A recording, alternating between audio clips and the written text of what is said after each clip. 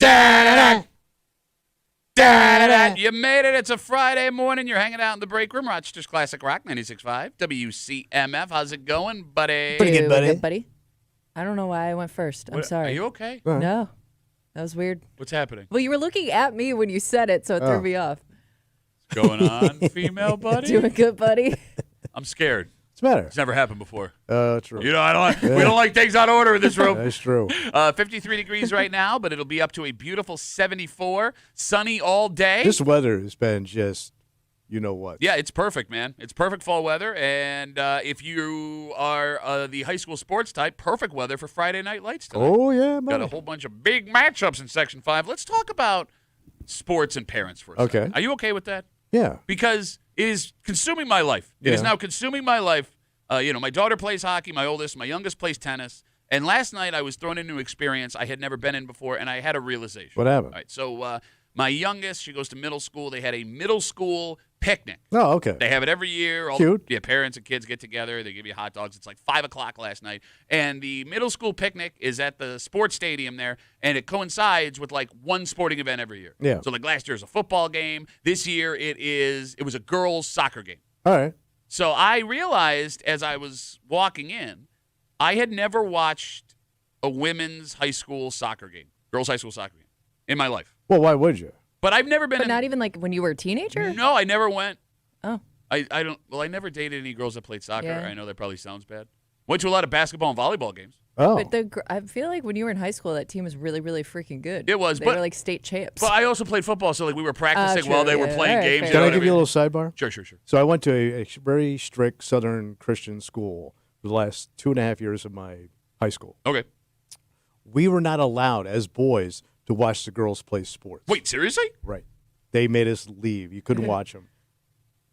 Is that because they were afraid you guys were going to be creepy? Yeah. Okay. Basically, watching girls make you horny, boys go away. And that's basically what they wild. told us. So you couldn't watch them play softball, basketball, nothing. Oh, my God. Yeah. Holy crap. Yeah.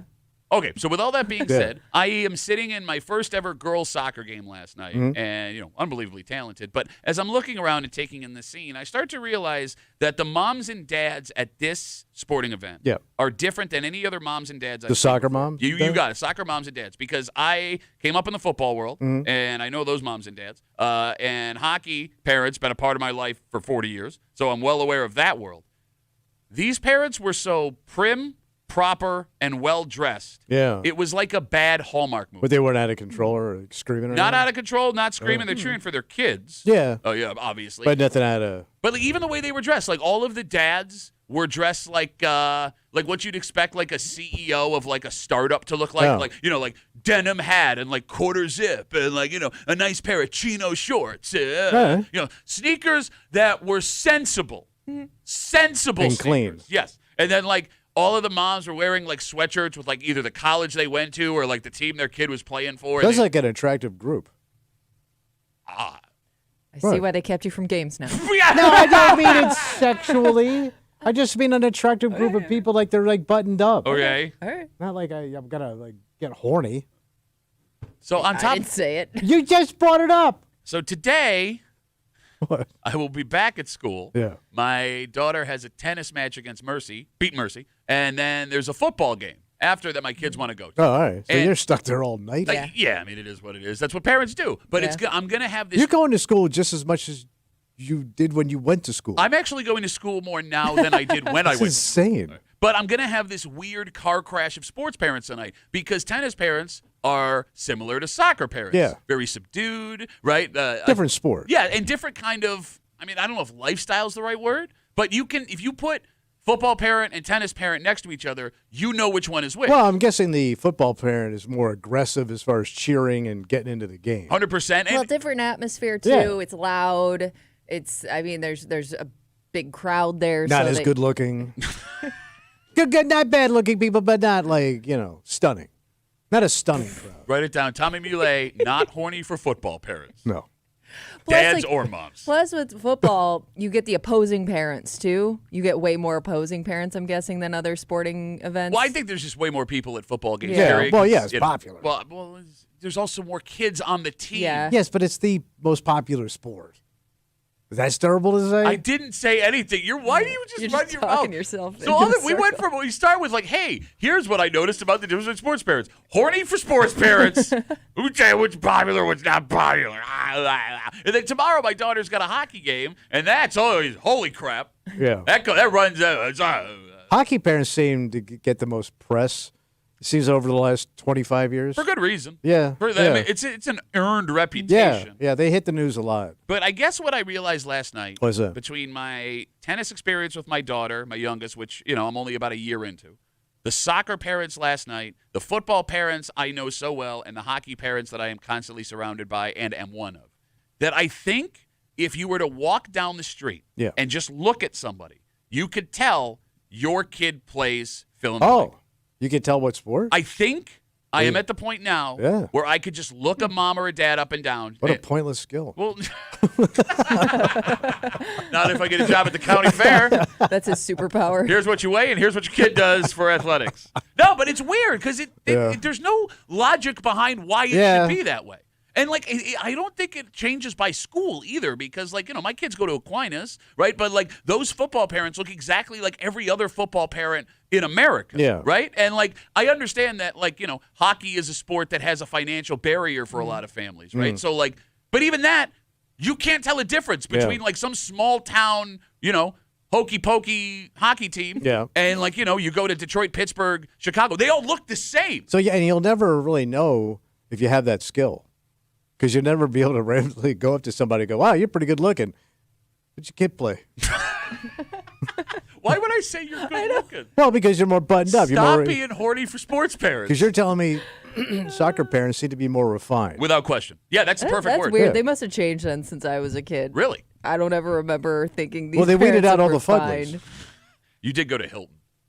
Yeah, but I played other teams. Yeah, but when Hilton shows up, they used to Bring on the fugly. No, like I remember like there were some really, really bad soccer dads that got banned from like tournaments. Really? Oh, Yes. wow. Am I wrong then? 252 WCMF? I mean, but then again, like soccer was like the premier girls sport. I feel like when I was growing up, like there wasn't really no girls hockey so maybe it was just everybody played soccer, so you had a bigger pool of people. I don't know. Angry soccer dad.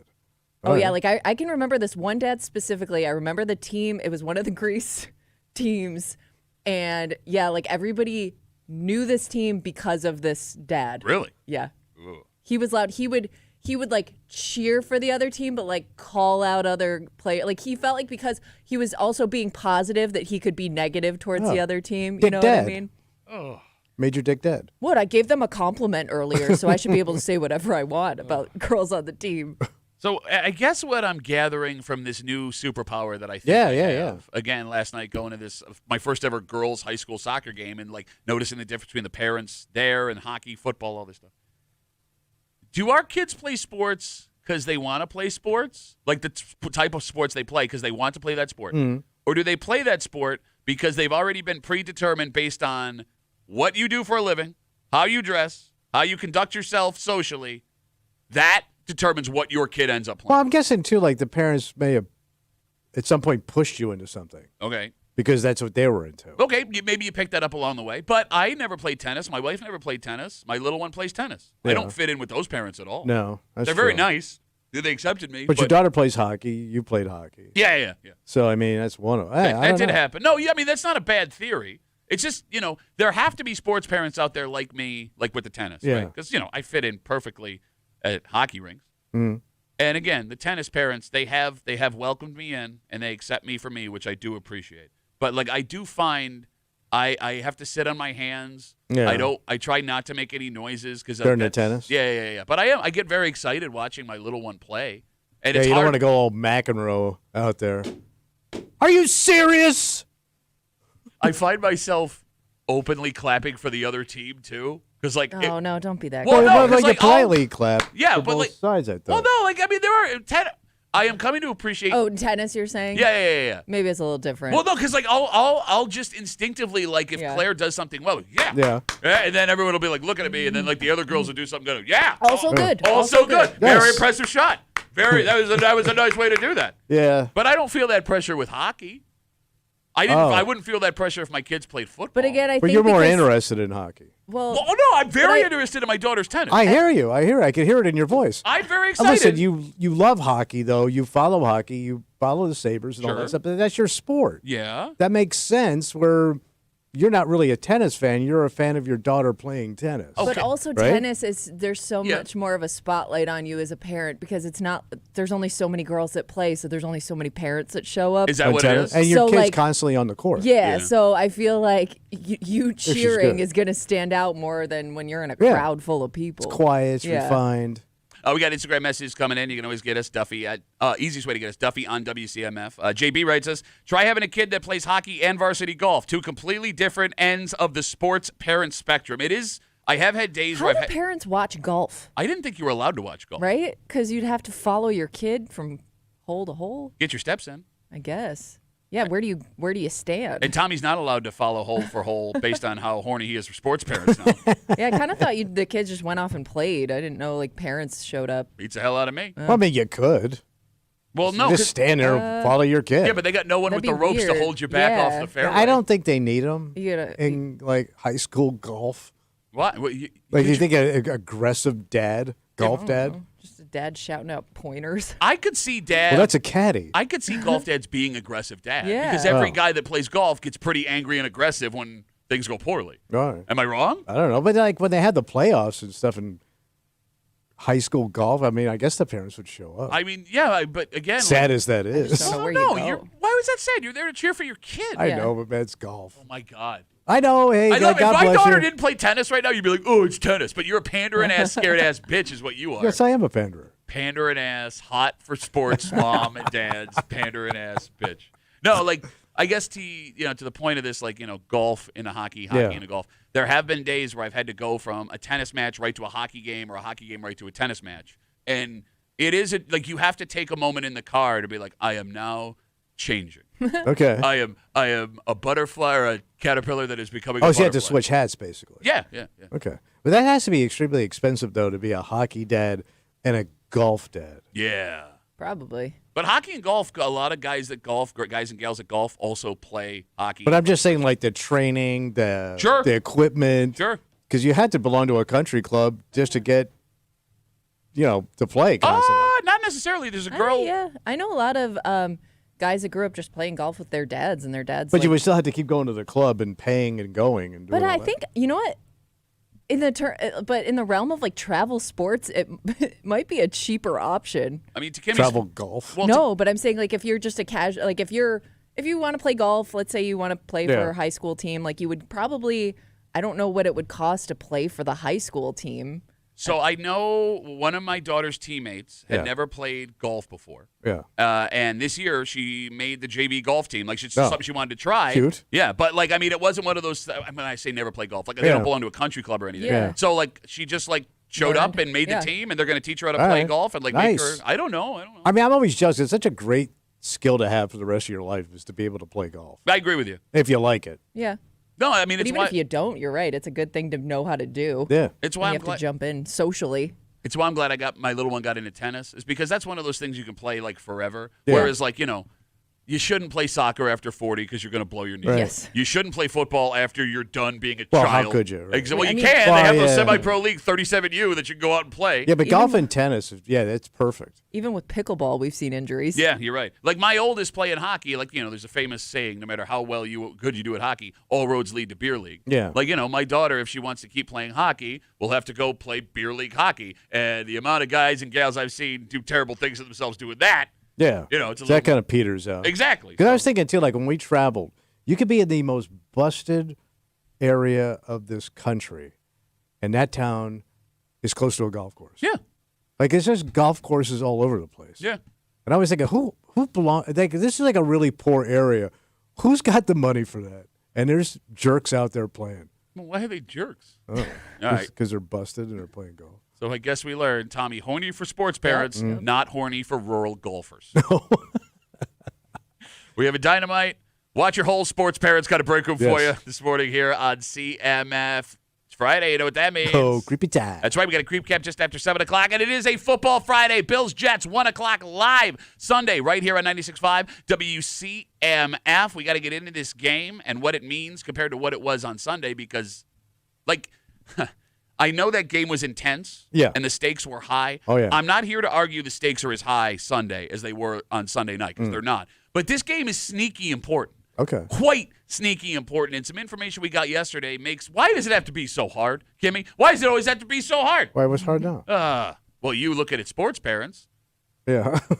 We'll get into it just after 6:40. Tommy trying to shake off a 2-3 opening week not with his picks. Not a bad with a crazy game like that. Sub 500. Tommy tells it like it is, makes his picks just after 7:45. And to recap those picks, as they do every football Friday, our good friends from 95.7 The Fan, Mike Danger, and from the Let's Go Duffalo podcast, Ryan Duffy. Ryan Duffy. Just after 9 o'clock here on a football Friday on CMF, plus a whole bunch more. But first, Tommy. Yeah, buddy. Just every day, another, bless you, Kimmy, food recall. And this one actually may affect us, so you want to listen up. Yeah, you and I eat it? Everybody here in New York State, actually. Oh, wow. But the good news. Good news. This will be the easiest food recall to follow. Oh, why? Because it's food you don't actually want. Oh, so I probably don't have it? No. You may have it, but you don't want it. Okay. We'll get into it next here in the break room. Let's see CMF.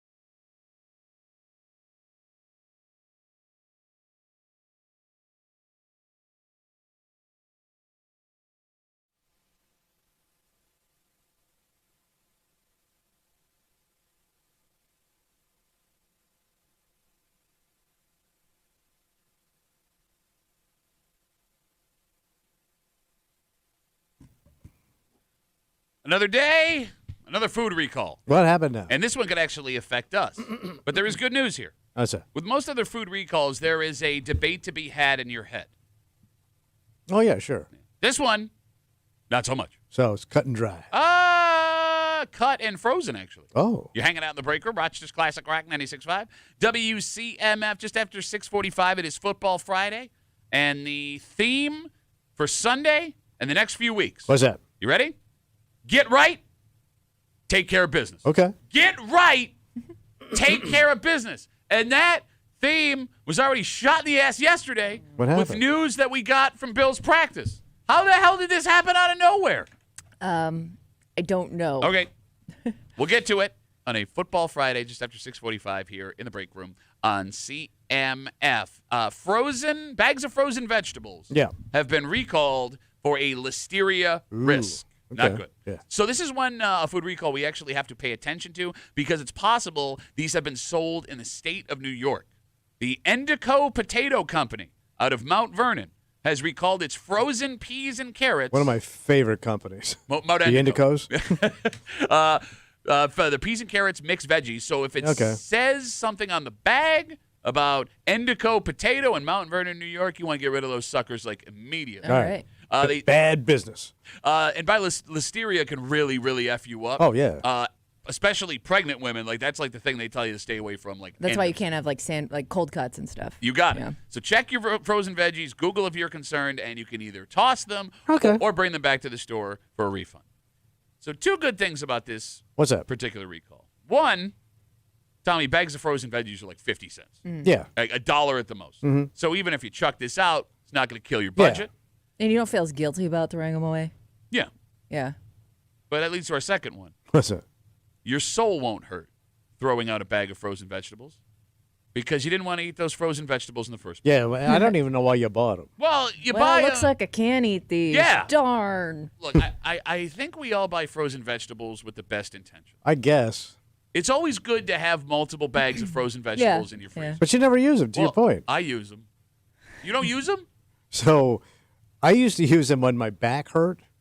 As an ice pack? Yep, because they're great, and you just throw them back in, and because they're very Can you? they're softer. Because like ice cubes are hard on your back, Yeah. right? So if you take a bag of like frozen veggies and put it on your back like that when your back hurts, it's perfect because it's softer and it melts nice and it kind of forms to your back. And you just toss them back in and refreeze them. It doesn't make them go bad if like they I'm keep. never going to eat them. Oh, they're going to stay all right, in the fair bag. enough. Yeah. They're If you're basically just using them for that, They're then a cold pack. You can put them over your knee.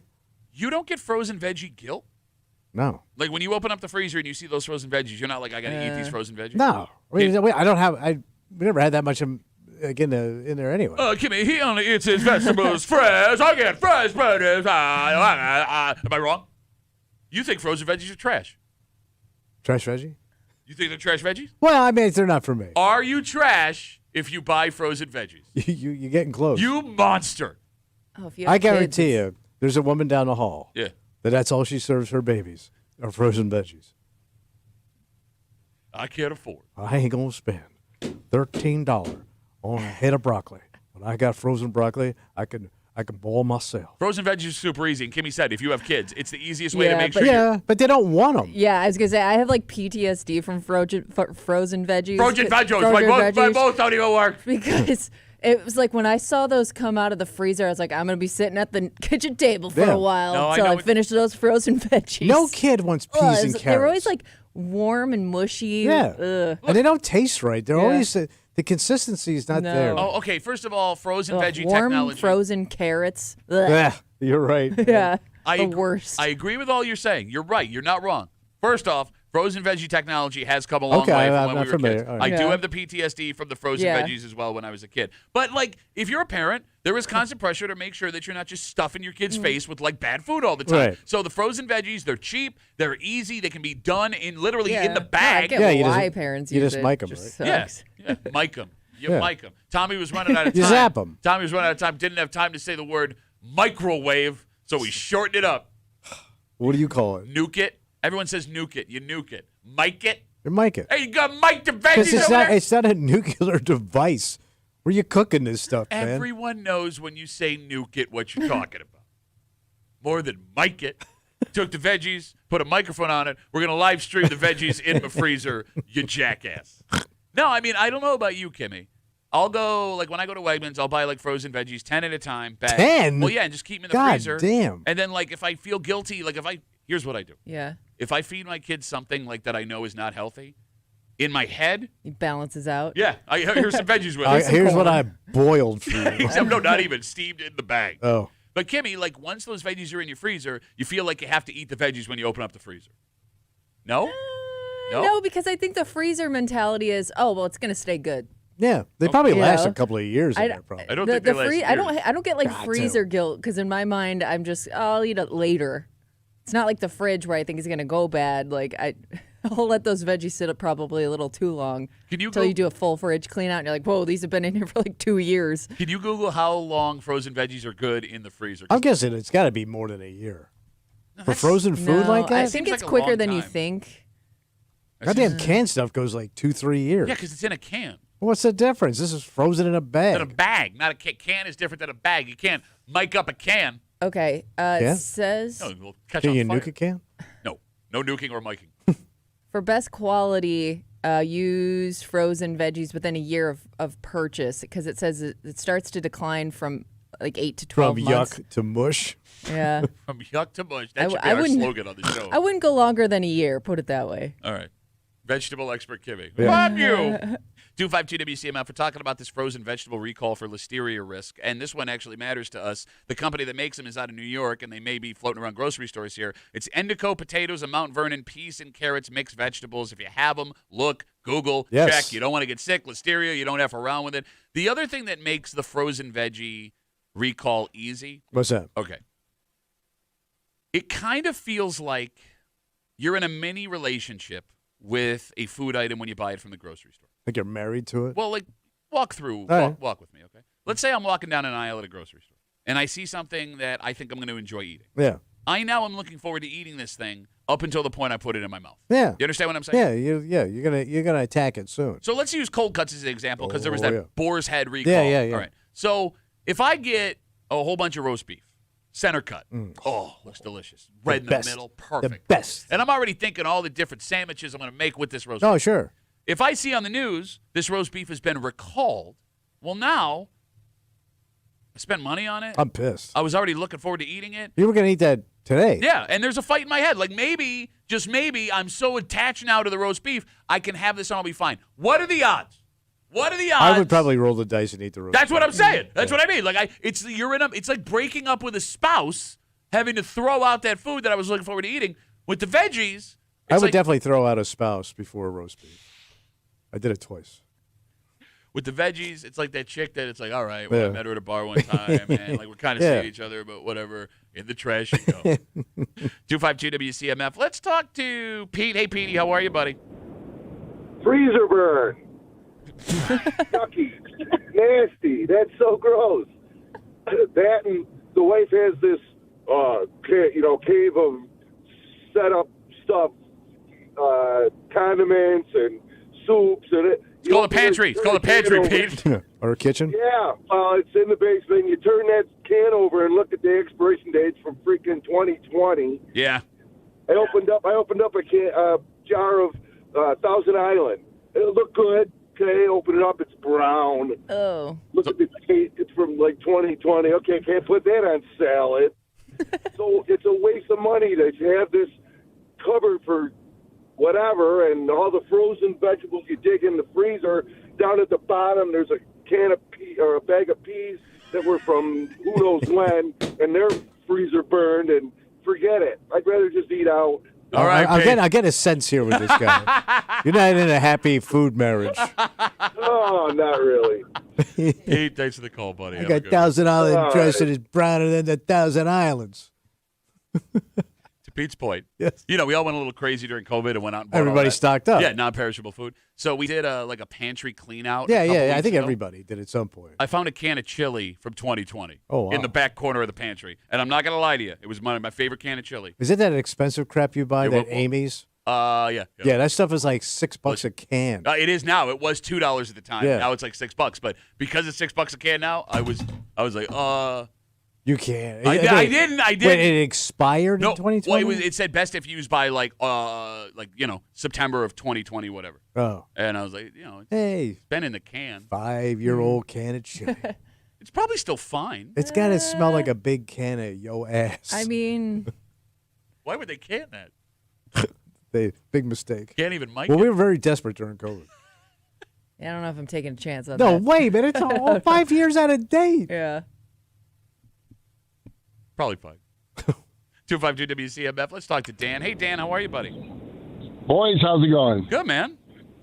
So I go to the Jeff, pick up my frozen veggies, take them home, mic them at my house at the Coit, and then I mix them in with the meat that I bought at the port. And, man, I'm telling you what, stir-fried, that's the way to go. I hate everything about this phone call. I hate everything about this phone call. This is what happens to your mind when you eat a 5-year-old can of chili. That could be. Dan, thanks for the call, buddy. Have a good rest of the day. I thought he'd work your mom into there somewhere. I think I was waiting for it. I'm glad he didn't. Okay. All right. Your Buffalo Bills head to New Jersey Sunday, 1 o'clock, a game against the New York Jets, the 0-1 New York Jets. Yeah. First divisional game of the season. And look, man, we are coming off a very emotional Sunday God. night. Holy crap. We laughed, we cried, we celebrated. We're still celebrating. Yeah. Still hard to believe what happened. The next couple of weeks are not even close to the intensity of that game. But the next couple of weeks are important. In fact, sneaky important. So your theme Sunday, get right, handle business. Do it. Which already has had a wrench thrown into it after something that came out of nowhere yesterday. Oh, wow. And we'll get into it next on a Football Friday here in the break room on CMF.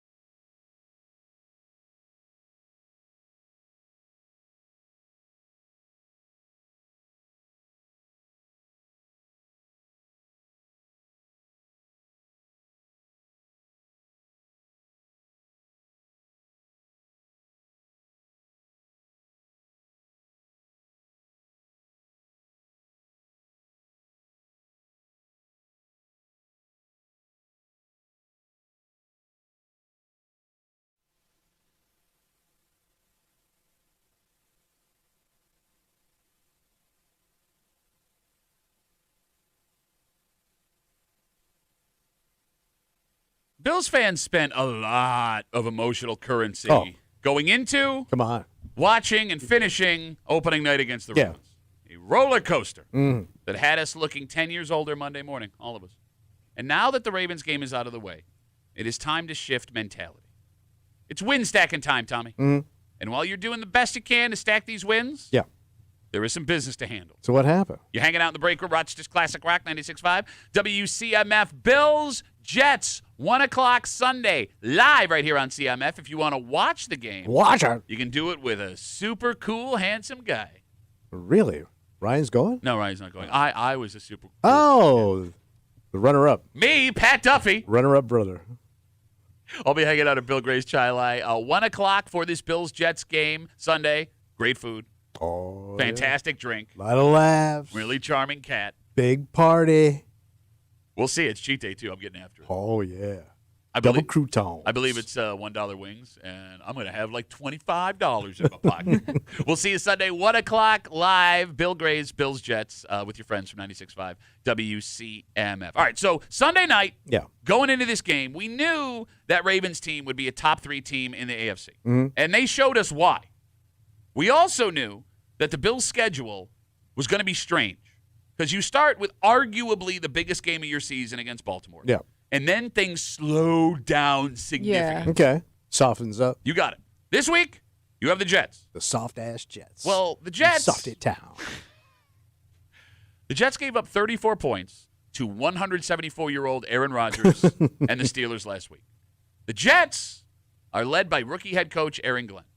The Jets are starting journeyman quarterback Justin Fields. And the Jets should not be good. Okay. But The Bills have an opportunity here, right? Oh, yeah.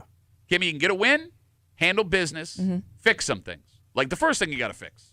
Stop the run, for God's sake. Yes. Derrick Henry is still running right now on this Bills But he defense is a this morning. freak. Okay. You're not going to see that again till maybe the playoffs. That caliber of running back. Look, Brees, There isn't another guy built like Jets running back Brees Hall is not a slouch, and Justin Fields, Jets quarterback, is a mobile quarterback. I He's got not that. Lamar Jackson, Right. but they can move the ball. Okay. And we've actually got a bigger run-stopping problem all of a sudden. What happened? Yesterday, defensive tackle Ed Oliver, who had the game of his life Sunday, Oh, yeah. oh yeah, was not practicing. What happened? After practice, reporters saw him in a walking boot using a scooter. Oh, that's not good. Now, he has not been ruled out of the game No. yet. And they're not saying and what's wrong with him? I did see. I can't remember which report said he was in a walking boot. He was struggling to get around a little bit, but he was also seen playing ping pong with his teammates. Yes. Okay. Can you pong in a boot? Apparently, he was boot ponging. Yeah. Ponging that boot. So maybe it's just a precautionary thing that we're looking at. Okay. So stop the run on Sunday, maybe without Ed Oliver.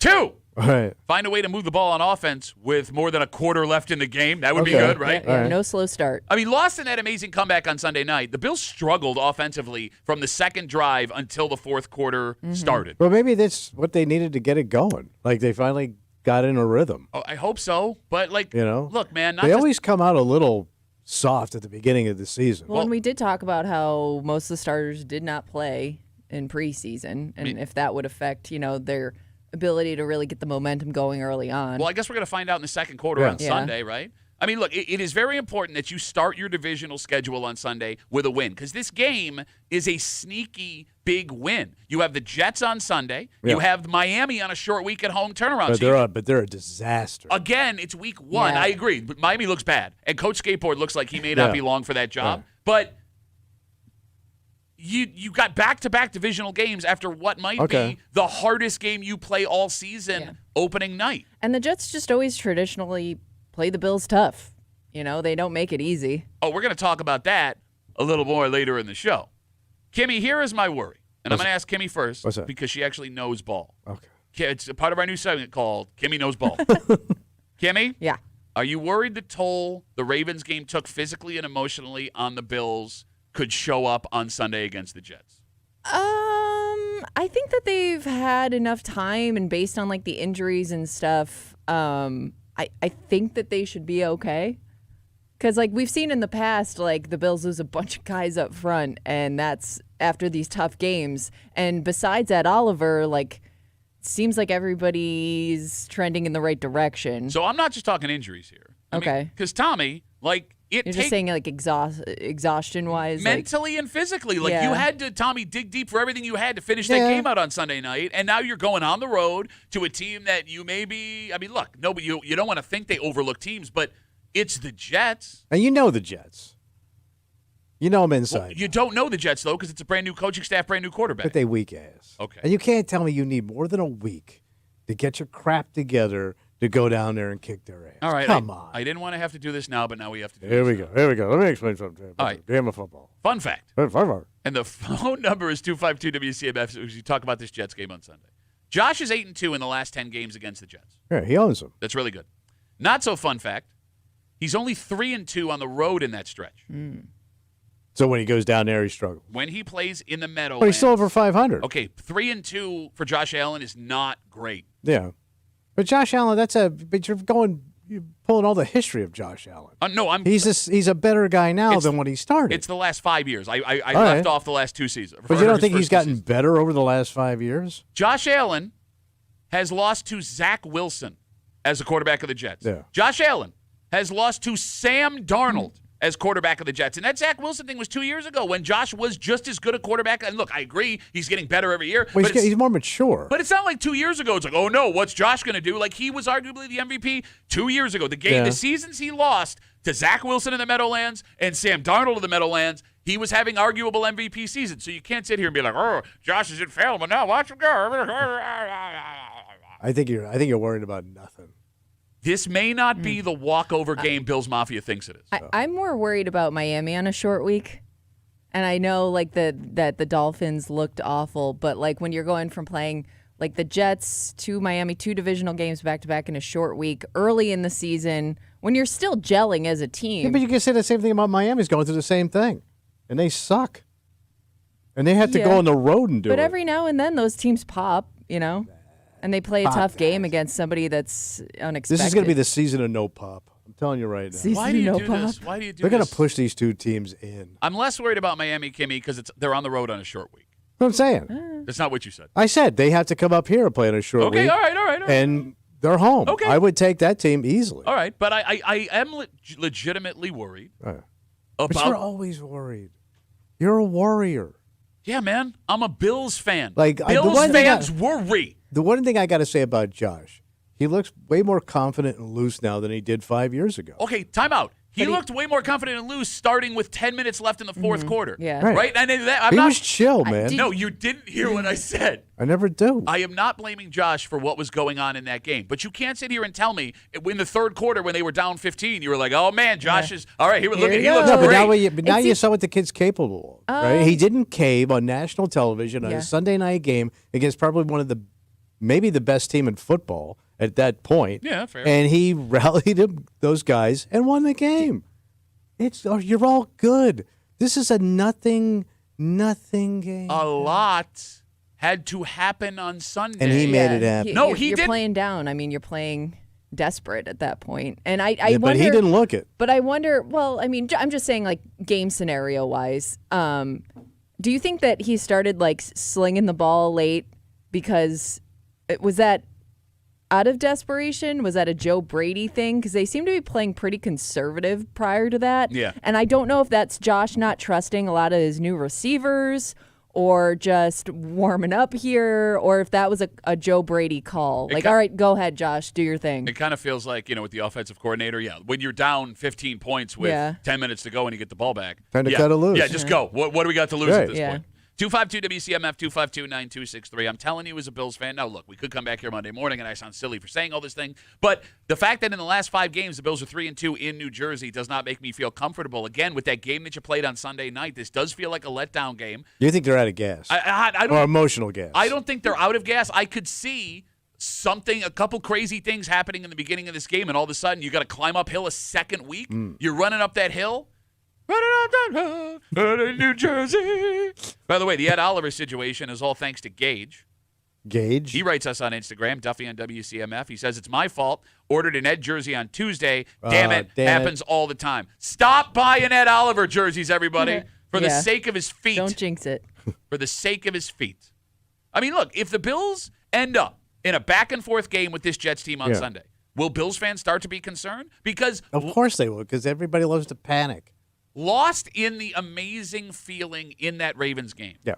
They did hang 38 points on you. Yeah. 30 or 40 points, whatever it was, right? You did struggle to do anything after the first drive, both on offense and defense. Like, you should handle business on Sunday. Yes. But it's like we always say, Kimmy, when it's a divisional game, you throw all that stuff out the window. Yeah.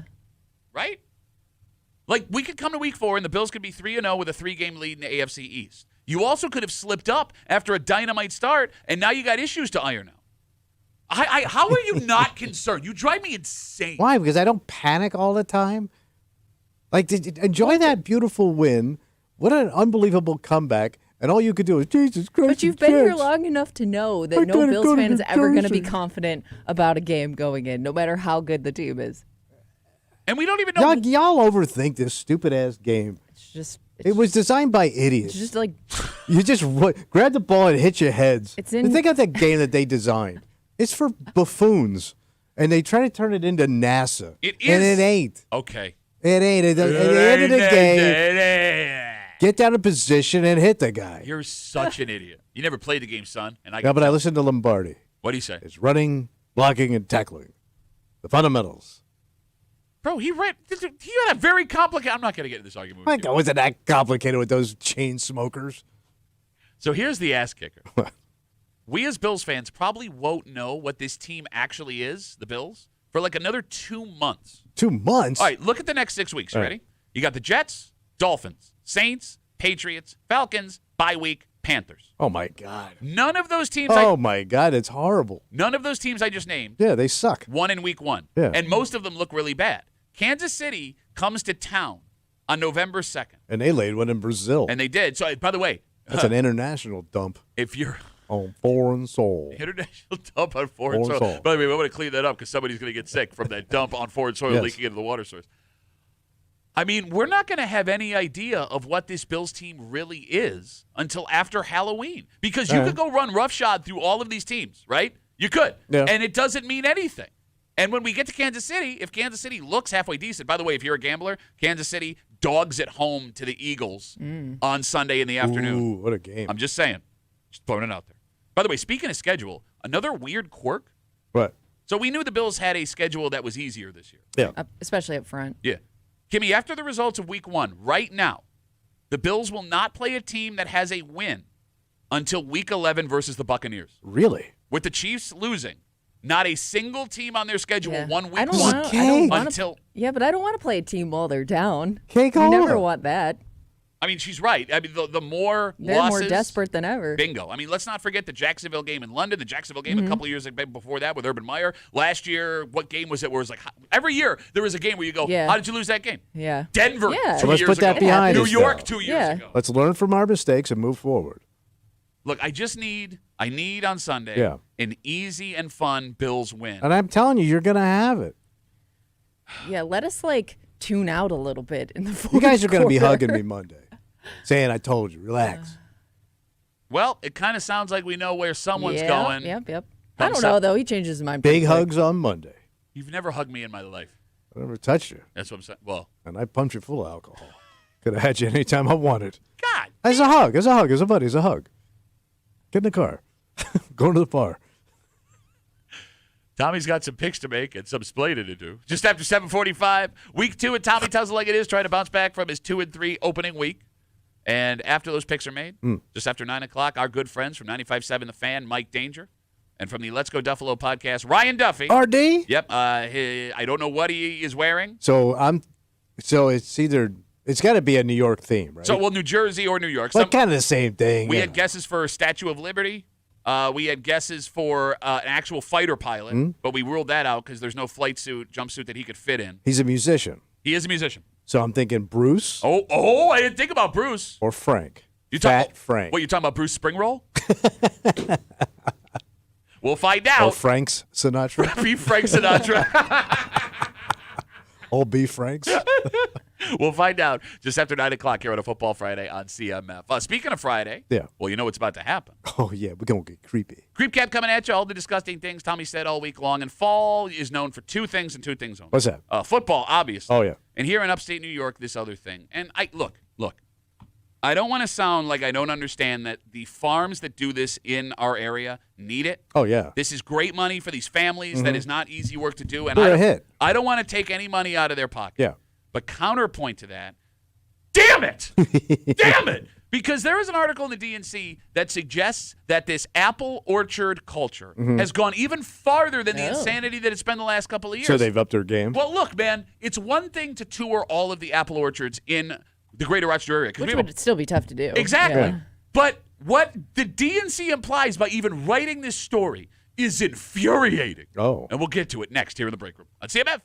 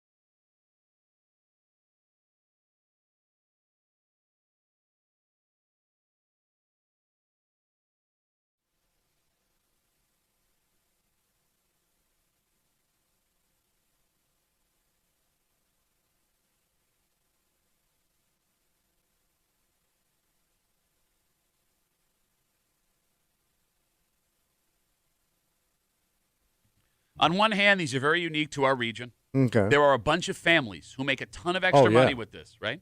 And it's become a beloved annual family tradition for parents, grandparents, and kids. Yeah. Well, more moms and grandmas, Oh, yeah. because no dad ever wants to do this. Because we as dad realize paying more to do the work yourself may not be the best deal in the world. You're hanging out in the break room, Rochester's Classic Rock 96.5, WCMF. We'll get to that in just a second, but it is Friday. Yeah, buddy. You've been interesting this week. I do. Well, I don't know if it was a colonoscopy. Well, they shot me up with drugs. It so could have been the drugs. I was drugged up. Yeah. That's what he's going to go with when he's on the stand. Cleaned out. Tommy was very disgusting this week, both mouth-wise and anus-wise. We took all the disgusting things Tommy said all week long, and we call it the creep cap. It happens now on CMF. Oh, you feel that? That's the creep running down your spine. It's the creep cap on WCMF. Job crew. What? I created a job last night. Big job. Yeah. Yeah. What was that? It was over your mama's house. Okay, we got it. Everyone saw that. Big old job of room. She was digging over it. Shut up. It's perfectly Wait, coming transition. up for air. Will you shut up? Is when George Eastman, who had a foot fetish, would Oh, film him what? driving barefoot at the Daytona. Hey, Lee, baby, let's see those toes, baby. Yeah. I got a real thing. No, don't put the socks on, baby. Leave them off. Yeah, let's see. Yeah, go soak your feet in the ocean. Yeah, you just won the Daytona 500, baby. Yourself. Your kinky ain't stinky no more. That doesn't even make It sense. is dried up. Your kinky all dried up. You ain't using it. You gotta lube that Why are you doing it in that voice, man? because it sounds good. No, it doesn't. It does not sound good. Lube your kinky. Cramming her box. in their van, cramming the box, Yeah, her box is cramming your crammed. mom's box every day. It doesn't even make Your sense on the mom's joke. got a full box of cram. See how it's... Space Coochie. That's not how it goes. It would be... She didn't go to space. Coochie and space. Oh, Kimmy, I'm going to talk to you now. You want to make your kid fall asleep at night? Tell him about your little fantasy about Shirley. Oh yeah. Yeah, that's why he went to bed early, man. All right. The Shirley rub out at 7:35. God's sakes, Oh, man. yeah, every boy everything. did it. Every boy did it. Film and be all pervy It was too while he's doing small. it. Yeah, you're going to... Hey, baby, what you got going on over here? Hey, drop that skirt, baby. See what you got. Yeah, turn around for Uncle George today. Yeah, that's the way George boy likes it. No, you're going to catch a Tory gonorrhea. You go near that thing. From your mom? No, your penis, you dick. I gave your mother gonorrhea Probably. I don't know. Who cares? in the mudroom with all the furniture. I love how you're such a catty bitch. You don't even put furniture in a mirror. It's so good to be a creep. There it is, the creep cap on CMF. Story in the DNC this week. Yeah, what they say? The headline, you ready? 3 must-visit apple orchards in upstate New York. Oh, a apple bucket list. You got it. Full of apples. You must. Tommy, you must visit these apple orchards. So the 3 they go with, are you ready? Yeah. Beak and Skiff Apple Orchards. Beak and Skiff. Beak and Skiff. Never heard of them. Because it's in Onondaga I was going to County. say, so these are a little bit, That's you're a making hike. a trip out of it. This is in upstate New York. Onondaga. So this Beak and Skiff Apple Orchards in Onondaga County, they were named the best in the nation by USA Today. Wait, number one. Number 1 in America. God damn. Of all the apples. The second one they go with, Apple Ridge Orchards. That's just outside of New York City. They have all the standards of an orchard, plus they have a honeybee observation hive. What? So it's like a glass wall so you can Okay. watch Come the watch bees the- do yeah. the You thing. watch the bees. Right. And then finally, they named Rochester's own Wickham Farms Oh. in Penfield. Wow. That is nice. If you've been there, it's like the Disneyland of Yeah, apple. it's a country club. It goes on forever. They got like 1,000 things to do. All right, so before we get into the issue that every man has with apple orchards, Yeah. all right, Tommy, this article existing suggests that there are people who, despite having over a dozen U-Pack apple farms in our area, Yeah. are going to want to travel to new apple orchards across the state of New York. I can't imagine that. Why would the article be written if there aren't people who are leaving our community Yeah, that is wild. to explore even more apple orchards like Beak and Skiff, the number 1 apple orchard of the nation? But like to drive down to damn near New York City to do this, it would be stupid. You want to look at bees? No. No. Okay, well, some people do.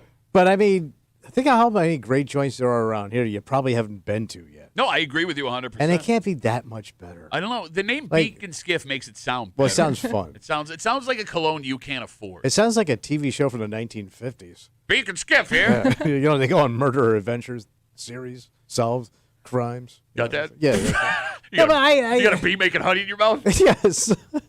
I can't imagine driving all that way And then I got to drive my ass all the way back with the kids. Look, I'm with you. I am Oy. with you. And by the way, these places ain't cheap. No kidding. Yeah. They are bank. All right. So let's break this down. Yeah. I'm sorry, I didn't mean to cut you off. No, you're good. All right. The phone number is 252-WCMF, 252-9263. Why make something that every man in the state of New York hates worse for them? Because you're going to go down there, and you're going to do all this stuff. Yep. And then you're going to go into the shop. Yep. And you're going to buy an unnecessary mustard. You are. You're going to get a mustard that your wife wants. Artisan. That's never going to get items. used. It's going to have way too much like horseradish in it, and it's just going to sit there. And it's going to be $7. I agree with you. About $7, what do you got, a coupon? It's going to be like $14. And it's just going to want some jam with some kind of like pepper in it. If we are being honest, Pepper jam and mustard. which is my second favorite 1950s Yeah, television show. great guys. Cop investigation arrest show. If we are being honest, Yeah. no dad, no husband, no grandpa likes you pick your own apple place. No. And you go to make your wife happy. You go so you can spend time with your kids. You go so you can get the pictures and be in the pictures. Yeah, right. But if there was any way you could get out of doing it, you would get out of doing it. And it's funny how wives and the orchards are now in cahoots with each other to drag our asses out. To do farm labor.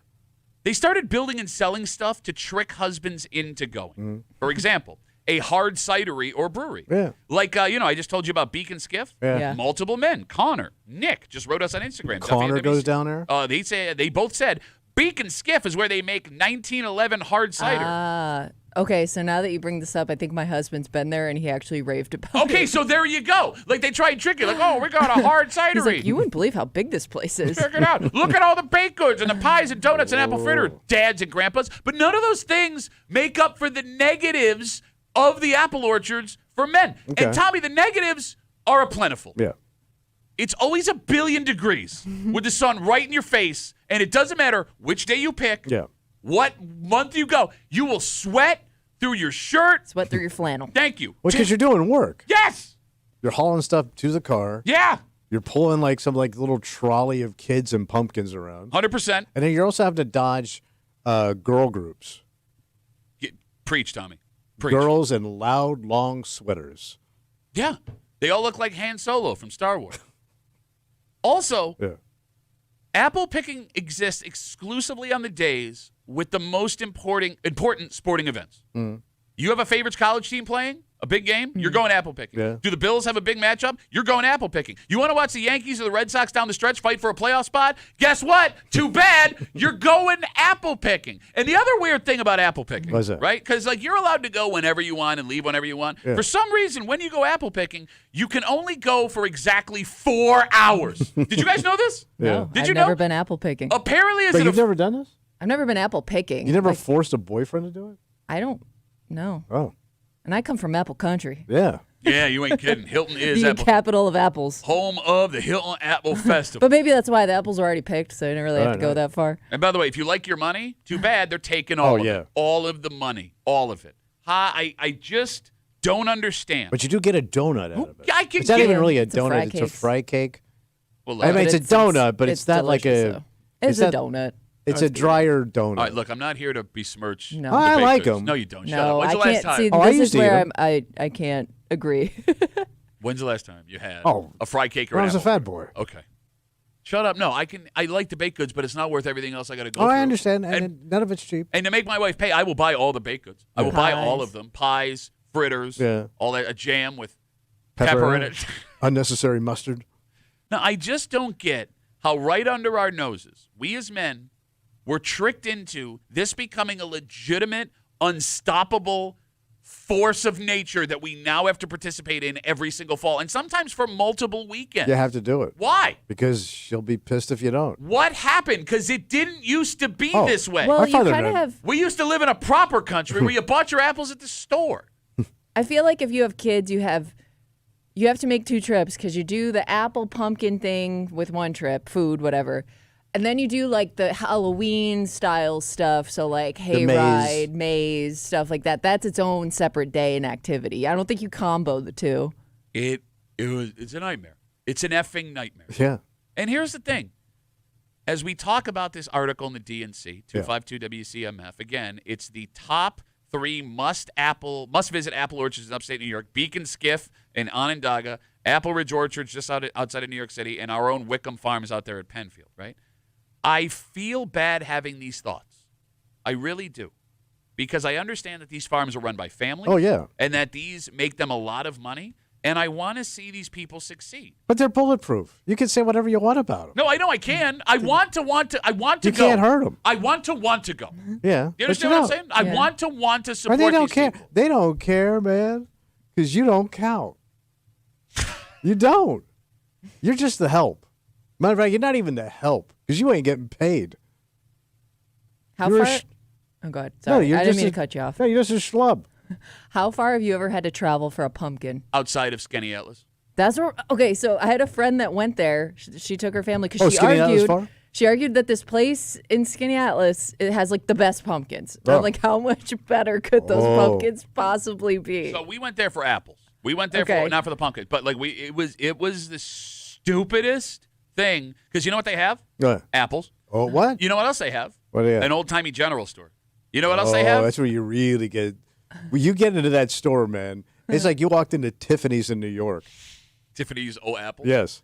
But they had this other thing that was pretty cool though. What's that? Activities for the kids. Oh. It's the same damn place. I agree. It hurt. I do like when they launch the pumpkins and smash them though. That's kind of cool.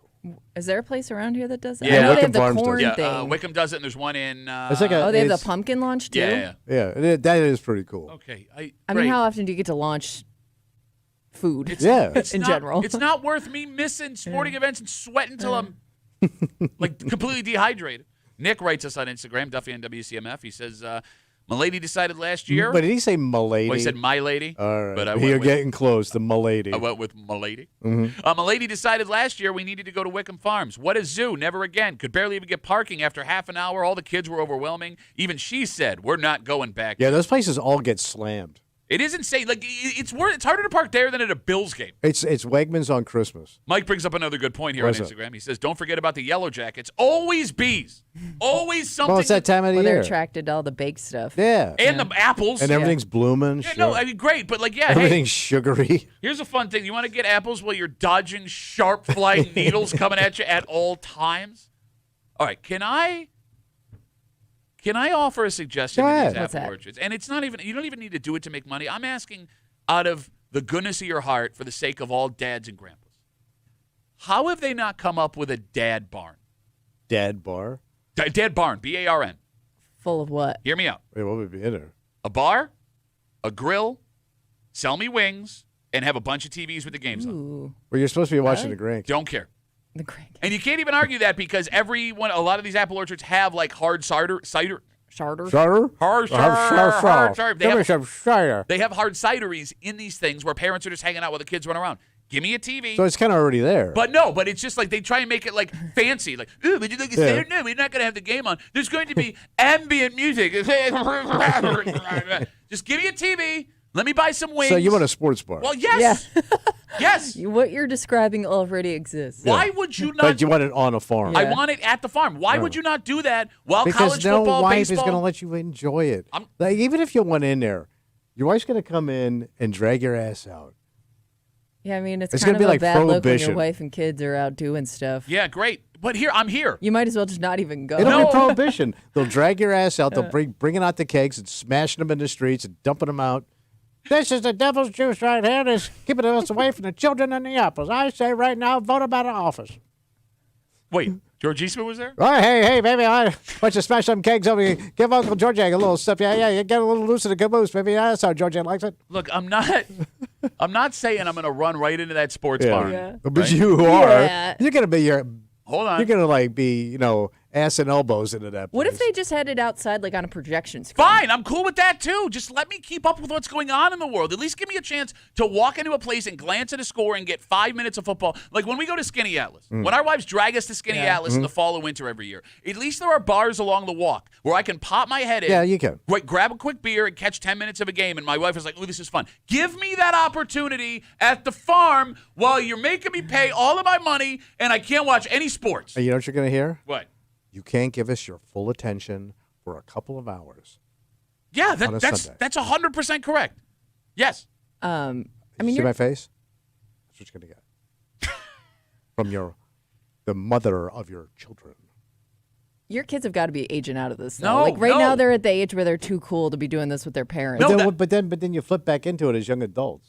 Okay, but but then they'll do it on their own. I'm saying, like, going as a family, I would think, like, your kids are like, why do we have to do this? No. I want to go hang out with my friends. Here's what sucks is that this has become such a bred into culture. us. Culture part of it. Like, my girls look forward to this. Really? And sure, you're right. Like, they don't want to go with just mom and dad, but they will have to now bring their friends with us. So that's another $70. Oh, yeah, easily. Yeah, I was going to say, I don't remember doing this. I remember doing it as a little kid with my parents, but when I But had it wasn't cool teenage, back then.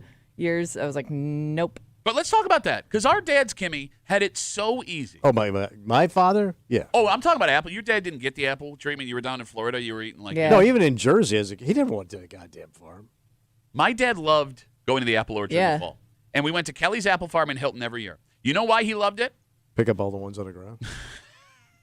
You talking women or apples? He was like a donkey. My dad loved Kelly's Apple Farm because we walked into the country store. We bought a bushel of apples. We bought cider. We bought donuts. We bought a pie. And we went home. 20 minutes total. Oh, yeah, you just shopped and yes, left. I'm not exaggerating. Yeah. From moment we got out of the car to in the car was 20 minutes. And the ride there and back from where we lived in Gates was twice the length of the actual time we spent in the Apple Farm. But he just went out. He got all the fresh stuff that he wanted, and he went home. That's all he had to do. Yeah. And we could go at 10 in the morning on a road game and be home by noon so his ass could be in his Zubaz pants with all of us watching the game. How we had it, boys. Yep. We had it all. Yep. And women got a hold of it, and there you go. Moms, grandmas got a hold of it. Like, it should be studied. What these apple orchards have done to our psyche should be studied as propaganda purposes. Oh. I think you just go in, you're sold on the smells. I don't think it takes much advertising. Okay, just, Wegmans tops, they all smell good when you walk by the bakery. Not place. the same. Shut up, Kimmy. Very distinct. Because cider Wegmans just smell. trying to recreate that in front of their store with the fry cake machine and all the pumpkins and all that stuff. Yeah. They do a great job. But still, man, it can't compete with the farm. It can't the compete. actual farm. It can't compete with paying admission to Yes. pay more for apples that you go pick yourself Look on at the an field. 85-degree September day. Let's take a break. And what's weird is these are the jobs Americans don't want to do, but we obviously will do them if our wives tell us to. That's a great point. Right? That's the smartest thing you've ever said. You want to get a bunch of old guys in the fields? Get the wives and march them out there. Tommy? Yeah. I think we're about to have a fight. Who's fighting? All right, so there's a woman who has been arrested after an incident involving her dogs. Her dog? Yes, her dogs. And here's the thing. I don't think there's an argument against this is probably not the right thing to do. Okay. However, I did not think someone could be arrested for this incident involving her dogs. Yet she has. And there are people standing up and applauding going, good. Because if you don't have the time, don't get the poot. And we'll get into it next here in the break room on CMF.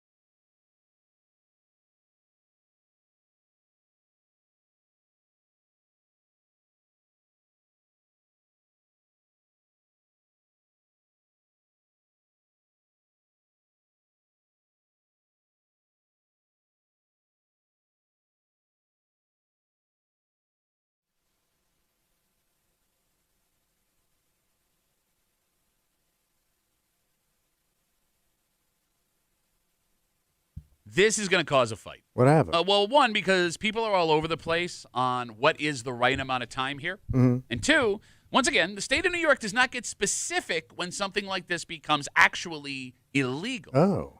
And look, I get this is not a good thing to do, but I didn't think this was break the law arrested bad. Okay. At least this length of time. Mm.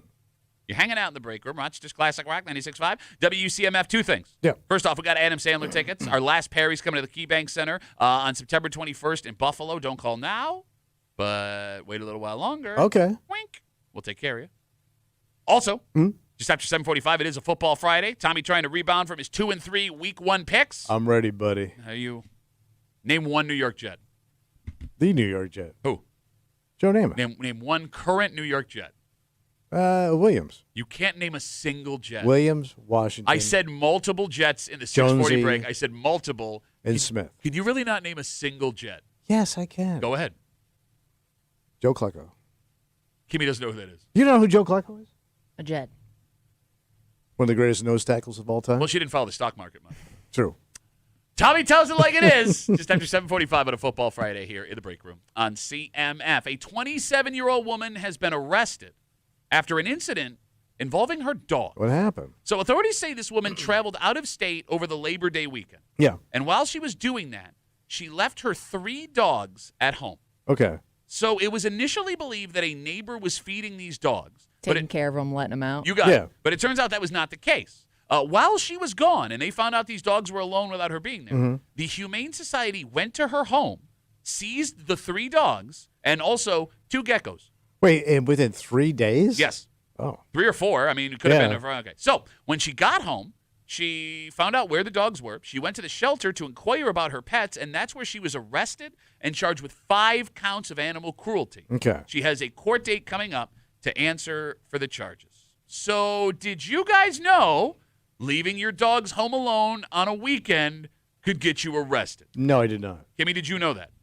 I mean, I guess if people think you abandoned your pets, I don't see. I mean, I guess I don't know the appropriate amount of days where you'd be like, okay. But you can't really leave them in the house because they're just going to crap all over the house. I assume they were in the house. I am too. So, I mean, I'm a little confused here. Did she have somebody and they to just do it didn't and they do dropped it? the ball? Does not sound like that. Or it sounds like she just left. It sounds like she just took off. No, or I don't know what happened. It said was believed. I mean, 4 days is a long time to leave a dog in a house with Yeah. no food, no water. So it could be 3, could be 4. All right, now here's the thing. You say no food, no water. Well, they'll drink it. They'll eat all the food immediately. Well, all right, there are 2 kinds of dogs. Yeah. There are dogs that immediately eat all the food when you put it down. Yeah. Yeah. And there are dogs that take their time. My dogs are take your time dogs. I could put But out after 4 Take it or days, leave it. Yeah. they ain't And gonna the be water thing is big. 3, 4. You have to 3, let 4. them out. your house is going to be full of whiz and poo. Okay, look, the whiz and poo thing, yes, that's gross. Yeah. You got those pee pads, I guess you could put down. They but never hit them. But again, whiz and poo is not against the law. True. One of my favorite radio shows, morning shows, Whiz and Poo. I thought they did afternoons across the street for a while. I do miss them. I do too. I mean, I would imagine one of the neighbors had to be concerned enough to make that call. Well, yeah, because right? in 4 days, Yeah, the authorities are there. Yeah. Less than 4. And again, Yeah. we keep saying 4. It could have been Friday night, Saturday night, Sunday I mean, night. that sounds Yeah. about right, though. I mean, Yeah. that's a long time. All right. Because I would worry after like 3 days this person isn't coming back. Okay, but again, okay, it's one thing, 252-WCMF, 252-9263. Should this be against the law? And let's roll out, let's say she left Friday morning and came home Monday morning. So Friday, Saturday, Sunday night, she's gone. Yeah. Is that too long to leave your dogs alone? Absolutely. Yeah, yeah. And so you should be arrested. Yeah, without anybody I checking mean, on they're them. going to be howling and barking because they're going to be hungry. Barking and howling? Yeah. Howling and a barking. Barking and a howling. I find it funny you came into this discussion going like, yeah, and now all of a sudden you want to give her the chair. Well, I'm very pro-dog. You're not. You want to make it seem like you're pro-dog, and then when push comes to shove, you're like, whatever. That's fine. It's totally fine. Like, I do feel bad if it was a miscommunication and she thought she genuinely thought somebody was taking care of her pets while she was gone. But if this was just simply I'll deal with it later and hope Okay. they're okay. Yeah. She have 2 lizards, too? Geckos. 2 yeah. geckos. Little ones. Yeah, I know. All right. 252-WCMF, 252-9263. How long is too long to leave your dog alone? And no one ever agrees on the right amount of time because there are people who have no issue doing with what this woman did. No issue at all. There are people who will then pay services to feed and let their dogs Yeah. out 3 days, 3 times a day when they go off to work. Kimmy? Yeah. What is the longest you've ever left your dog alone? I've never left my dog overnight alone. Ever? No. Tommy? What is the longest you have left your dog alone? When I was arrested. That wasn't your choice, though. Right. Well, you did make a bad choice. That but- was Yeah. I was in the company of the New York State Troopers. Okay. All right. Overnight in Dansville. So that was the longest I ever left that dog. And that was probably about 10 hours. Okay. Wait, And- 10 hours is the longest you ever I left was your gonna dog say, Yeah, alone? oh, that'd be yeah. longer. Like our dogs, so I would say like with my wife when she had her dog and the kids were out of the house, 6 to 8 hours probably was the long when she was working because then she would go home, Okay. let the dog out, and then she'd have to go do the afternoon games and stuff at Pittsburgh. So I would say that dog probably sat 6 to 8 hours consistently by itself during the day, Okay. which is a long time for a dog. No, I don't disagree. I mean, you can train them, but I mean, you get after 8 hours, man. That's a tick and poo bomb. Okay, we keep talking about the poo. Yes, I get the poo, but you can clean the poo up. It's more the food, the water, the loneliness for the Well, dog. yeah, sure. And Kimmy, Well, it's, dogs will sleep. I mean, a dog will probably sleep that entire time. it's funny, Kimmy, you say, you've never left your dog overnight alone. Your Yeah. dog did go missing for 2 weeks and was fine when you found him. Yeah, he's Right? a little skinny. But it was a week on the run. Yeah, in the woods. So, But like, I think that's it's I'm not saying this is a better situation, but I guess at least when the dog's like not confined to a space, like it could find food can or forage. water. All right. Yeah. Whereas if it's literally trapped in your house, it doesn't have any way of like surviving. I do think this should depend on your dog. Because this is another one of those things, much like rules about leaving kids home alone, at what Yeah. age, whatever, where the law isn't strictly defined by New York State. It does not say anywhere in the New York State law you can leave your dog home alone for X amount of But hours. a vet would know how long a dog could Yeah. probably go without the basics. And I'm going to say 4 days ain't it. But again, it could have been 3. And look, I could if I wanted to. We've never done this before. Mm-hmm. The way my dogs eat and drink, if I were to lay out 3 bowls of water and 3 bowls of food, my dogs would not eat or drink it all at once, and they would be fine. I mean, yes, they would take craps all over the house, but they would be fine for 3 days. You don't know that because, like, as time wears on, they get hungry. Yeah, they start- panic. They panic. They eat the food, and now it's all gone. And now they got another day and a half, no chow, no water. Erica brings up a good point here. Erica? Duffy on WCMF, the easiest way to get us. Again, we're talking about this woman, 27 years old, arrested after police say she traveled out of state over Labor Day, and while she was doing that, she left her 3 dogs at home alone. It was initially believed that a neighbor was feeding them. Now, I don't know if it means she believed that Yeah. or other people believe that, Yeah. but it turns out it wasn't the case. The Humane Society went to her home while she was gone, seized 3 dogs, 2 geckos. When she got home, she went to the shelter to inquire about what happened. That's where they arrested her and charged her with 5 counts of animal By the way, cruelty. how nervous were those geckos on day 3? Shh, keep your voice down, man. Well, that's the thing too. We don't know if the dogs were roaming free in the house or if they were crated, because that Oh, would yeah. be kind of cruel too. Okay, that's a good point. You know? Erica writes us, devil's advocate, what if she had automatic feeders and a doggy door so they can go out and go poo? Maybe that's not as bad. I mean, look, technology does exist Okay, to allow you all to right, do this. it does, it does. You can talk to your dog through the camera. You Yeah. can tell him when it's going to get fed. Do you Yeah, still sure. think that? Do you still think that's cruel? I mean, if you were that teched up, maybe, but it doesn't sound like this is that kind of chick. You're teching it up. Yeah. Jim She's wants taking it out. to know how long you are legally allowed to leave a gecko. I do find How it often funny. how often do lizards have to eat? Is it like a once a week Well, feeding? they're British. They don't even really like good food. I think they're Australian. You missed. How did you not get that joke?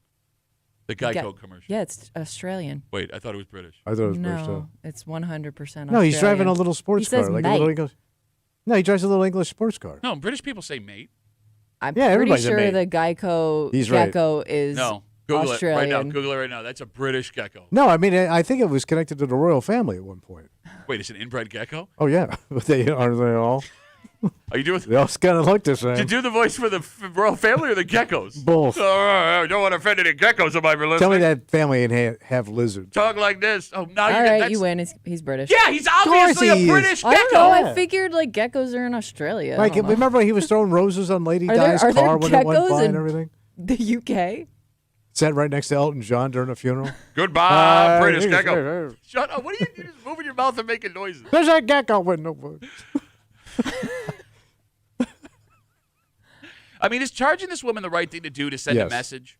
You have to. No, but any other thing, you go, you're not sending a message. When you punish people, It's cruelty to animals. Okay. Look, I I think you can make the argument that this is over the top and further proof that we maybe take everything about our dogs too seriously. But you have to because you got Jamonks that pull these kind of goddamn moves. Okay, but is somebody that doesn't take care of their dogs going to see this story and be like, oh, now I got to take care of my dogs? Like, because, look, I'm dying to know who called the cops while this woman was gone. Got to be the nosy neighbor. Okay. Or they heard the dogs freaking out in the house. Because the dogs, after 4 days, they're going to be freaking out. Okay, but, like, you have to admit. But and we can all agree what she did was not good, if the allegations are true. Mm-hmm. But it gets so ridiculous with dog owners. For some pooch parents, like just having someone come over to take care of your dog isn't enough. Kimmy, when you leave town, do you have someone come to you to let the dog out and feed him, or do you do the boarding thing? So we've done the boarding thing. We've also had somebody stay at our house with the dog, like at least overnight. Okay. Tommy, do you have... Bro, we've done it all. Yeah. Okay. The dog's gone back to the breeder and hung at that house. Okay. And then we've also had a girl that used to come over and stay at the house. Okay. And now we're going away. The dog's going to one of them dog spas in the country where it has like a nature trail and like interaction. And like it's like a camp. It's a camp. it's out where old Phil Sherman used to live out in 315. Yeah, didn't he live at that dog camp too? He did. That's how I found it. I was visiting Phil at the time. They had to He was in Kennel 4. They had to crate him when he was answering phones. You always got to crate him. You got to crate that boy. And then you had to take Phil on nature trails. This is just Kimmy's a part of the show, and she doesn't get this. I know. Okay, look. Yeah. Look. Arresting this woman for what happened here leads us down a slippery slope on the other side where you are paying for pet hotels, because that's what they are, right? And they are so ridiculously expensive, these pet hotels, and they are over the top and they are completely unnecessary. Well, then maybe dogs ain't for you. No, but if you did not have your wife, you would not be sitting here justifying a luxury overnight experience for your dogs while you No, went. but when I used to go away and I had my dog by myself, I always had somebody there. You were one of those people. Yeah. Yeah, he would always play it off to, by the way, never paid me. Hey, I have my own apartment. Doing you a favor. Yes, I have an apartment. I got a job. I got a life. whole empty house. He was bringing slam hogs in and out all night. Doesn't But if matter. he had his own The apartment. amount of rancid panties that dog ingested, and I mean rancid.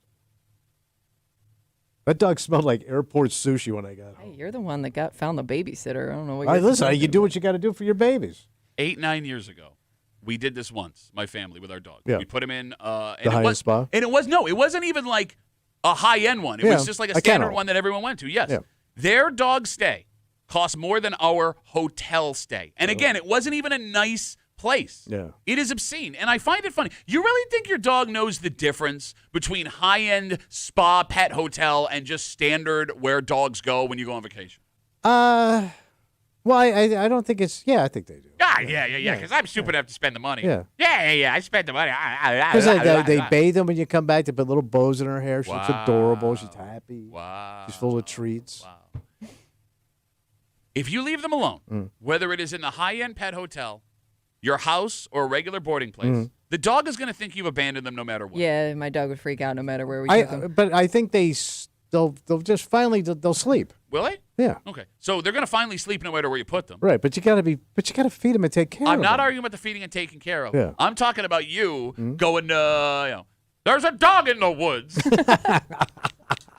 What's Phil Sherman doing here? You're spending all this money you don't have to spend because it's the second anybody walks away from them and they realize you're not there again, they're going to think you abandoned them. Probably for a little bit, but Okay. that's part of the So you process. so dumb. But You it's so better dumb. ambiance, though, Pat. Better ambience for your dad. Dumbass. Nick writes us What's that? on Instagram. We're getting all our gecko questions answered yeah. because there were 2 geckos involved in Yes. this story. He says, I had a gecko. Every other day or every few days to feed them is fine, but you have to water them daily. You gotta water a lizard? Oh, Well, I mean, I maybe it Think it's drinks a a lot of plant? water. give them water, I'm assuming. Water them. Oh, you wet them down? I don't know. What does your wife do for you every day? She wet you down? Human Australian gecko. Gibby was so sure it was Australian. I was. My mind was is so- it blown. was such an arrogant- I've been thinking about that the whole conversation. Oh, guys, it's an Australian gecko. Because the last, 15 years, I believe that little thing came from Australia. No, a gecko in Australia gets eaten immediately. Yeah, Yeah, but I thought that there was like a native animal to Australia, not the UK. No matter It where made more sense. No matter where your gecko comes from. Yes. We got tickets to go see Adam Sandler. He's coming September 21st. The Key Bank Center, courtesy of Live Nation. Tickets are on sale right now at Ticketmaster.com. But you. Yeah, yes, you. You. Me, you? Not you. You Other can't. yous. All the other yous listening. Yeah. Can win them right now. 252-WCMF, 252-9263. We'll take the 8th caller. Adam Sandler, September 21st, KeyBank Center, Ticketmaster.com. 8th caller, best of luck from your friends here on CMF. It is a football Friday. Yeah, but let's do it. Tommy trying to bounce back from a 2-3 week. Last week, we just found out he cannot name a single New York Jet. Well, they've had a lot of turnover. Not really. Yeah, the coach, the quarterback, That's it. the offensive line. Really.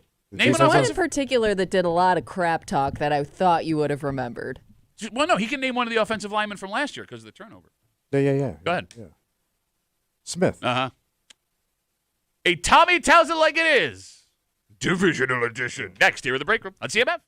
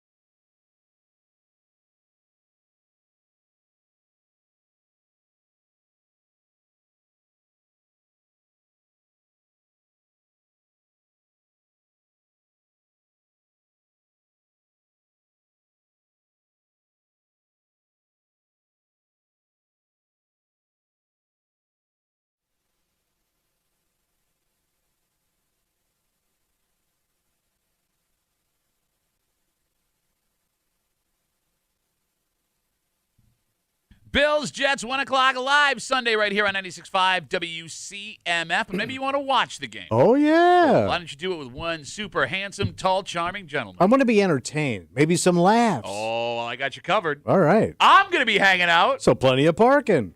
at the Bill Gray's Tap Room in Chi-Li for your WCMF home field advantage. Fantastic drinks, specials, delicious food with specials, and a special man.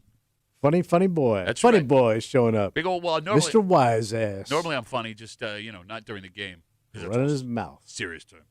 We're here to watch football. Oh, yeah, Lighthouse boy. At least I wasn't getting a colonoscopy, pooping my pants 8 times at the Bill Grays like you were last week. Come hang out with me tomorrow, the Bill Grays Chi-Li Ave. We will see you for the WCMF home field advantage with your friends in the break room on CMF. Tommy coming off a 2-3 opening week last week. All right. A disgrace. Nah, come on. If it wasn't for that Bills comeback, you would have went over. I know, but You would've everybody went was over. moving a little slow, getting in the groove. Okay. There are lots of football experts who will tell you what you want to hear. Yeah. But only one man. Some football experts will tell you what you want to hear. Our football expert tells you what you need to know. It's Tommy tells it like it is in the break room on WCMF. Are you ready to make your first pick? Yeah, give it to me, Buffalo boy. Over under. Over under. Never gets old. Never gets old. Never gets Same old. old, same old. Over under. Yeah. 99.5 yards rushing. Rushing. That's a rushing yard. Rushing for Jets running back Brees Hall. Ooh. You don't know who that is, do you? Yeah, he's their number one guy. What's his number? It's a low one. Where did he play last year? Well, last year he was in college. He was at the Jets. One thing that stood Alabama. out against the Ravens game, other than the massive comeback, Yeah. running back Derrick Henry annihilated the Bills Yeah. defense. And we watched him torch the Bills for 169 yards on 18 carries, 2 touchdowns. Lamar also, what do you have, 70 yards rushing too? Well, he's known. Had to He's have. Yeah, elusive. Anybody that rushed the ball Yeah. was getting serious chunks of Yeah. yardage. So here is the question. Do the Bills have a Derrick Henry, Lamar Jackson problem? Or do the Bills have a stopping the run problem? Brees Hall also had a really nice season opener. He had 107 yards on the ground, which is against what is supposed to be a good Steelers defense. On top of that, in 4 career games against the Buffalo Bills, Hall Brees. has gone over 100 yards twice. So he's gone over 100 yards in half the games he's ever played against the Bills. Yeah. Add to that, we find out yesterday, Wait, there's more? Bills D tackle Ed Oliver, who had the game of his effing life Sunday night, is in a walking boot. But we also heard he's playing ping pong. Well, I don't know if ping pong contributes to whether or not you're going to play. Yeah, but you got to stand on your feet and be agile to play ping pong. He was, Watch those Chinese guys. No, I think he was on a scooter playing ping pong. Oh. Oh, that's pretty funny. Okay. So we don't know if Ed Oliver is going to play. Do the Bills fix the leaky run D, or does Brees Hall have a nice day on the ground? Over under 99.5 rushing yards for Brees Hall. I got to figure McDermott's going to shore up this run problem. Why didn't he do it during the Ravens game? Okay. It's hard to do it in a moment. I love how you think you can just take a wrench and like twist something and be like, oh, fix He's the run going D. to crack some heads come Monday morning, man. He's dragging these boys out of the bunk and get it out on that goddamn field. Those not even words. You may not have your best defensive tackle.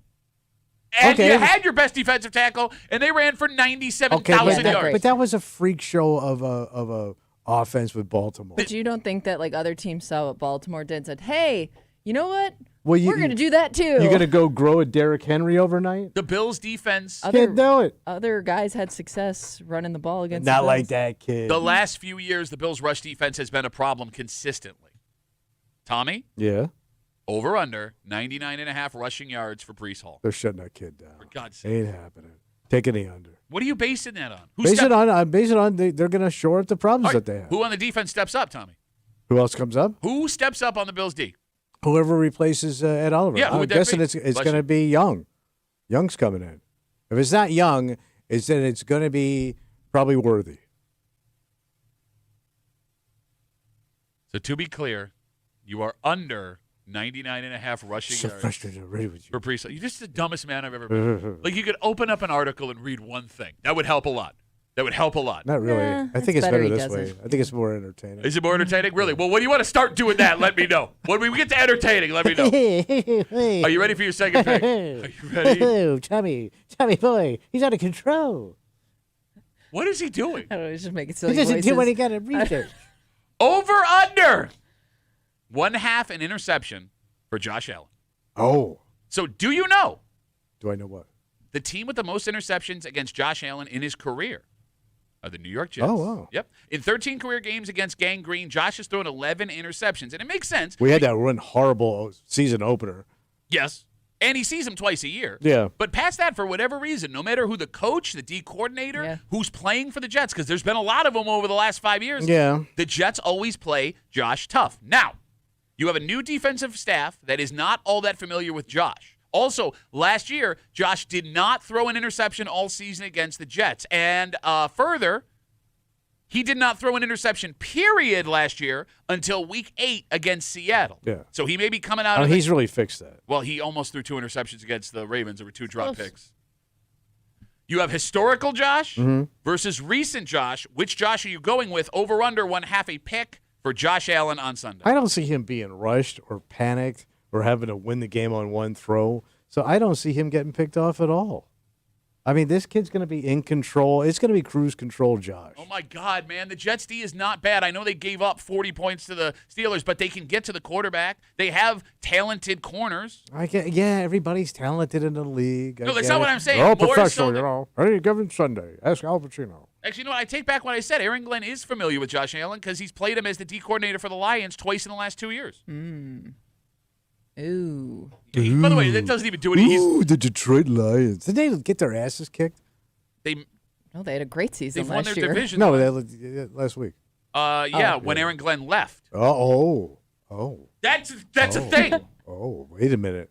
You didn't tell me about the Glenn effect. I literally just did. The Glenn effect? I just told you about the Glenn. So Eric Glenn, that's his name? Aaron Glenn. Aaron Also played in the Glenn. league against the Bills for years. Wait, so his brother's coming. You're a dumbass. He was a corner for the Jets for years. I don't care about He's this. all hung up on These this. half-ass coordinators, man. You don't even need He's the head coach. Half-ass coordinator. Oh. He's the head coach. The Jets? Yes. Over under 1/2 an interception. He for ain't Josh getting Allen. picked off, bro. Okay. You can put goggles on him. It'll be fine. So Tommy tells it like it is. Week 2 here on a Football Friday. Goggle Josh. On CMF. He is under 99.5 yards rushing for Jets running back Breece Hall. He is under 1/2 an interception for Josh Allen. Are you ready for your third pick? Yes, I'm ready. I'm so nervous. Aaron's coming. Look out with his tough team. Give me it's Aaron's party. Over under What? 6 1/2 catches for Keon Coleman. He's the funny kid from South Florida. Yeah, you North got it. Florida. It's somewhere down. He was a Seminole. Yes. Yeah. No. Yes. Yeah, he played for a for the little while. He Seminoles. played at Michigan State for most of his career. Bottom line is this: Anyways. Sunday may have I got the right guy, at least. Give me that much you credit. don't even know if you have the right guy. He's very funny. I like the funny guys. Sunday may have been Keon Coleman's coming out party. Yeah. Fourth quarter comeback was almost all Josh and All Keon. that pressure, man. Huge. For the game, Keon Coleman had 8 catches, 112 yards, and a clutch-tipped touchdown catch. Mm-hmm. It was career highs in catches for Keon, and without that effort, the Bills do not win that game. That being said, historically, Keon has not played well against the Jets. In 2 career games against New York, 3 catches for 26 yards, 3 catches for 27 yards. However, last week, But he's growing into the position. He's a young kid. yeah, no, you're right, could be. So you can't use like rookie stats against the kid now. That's all we have.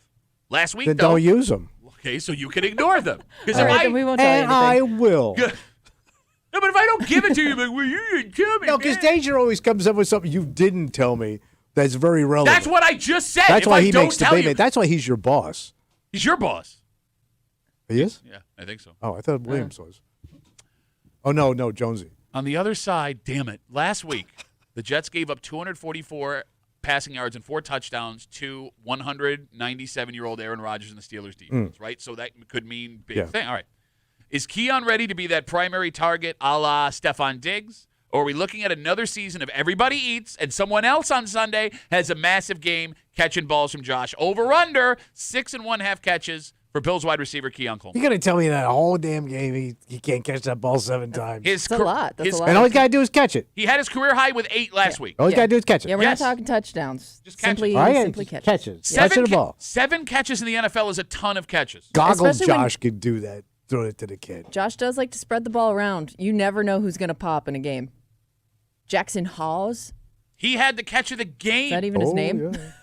We'll go with it. Jackson Hall.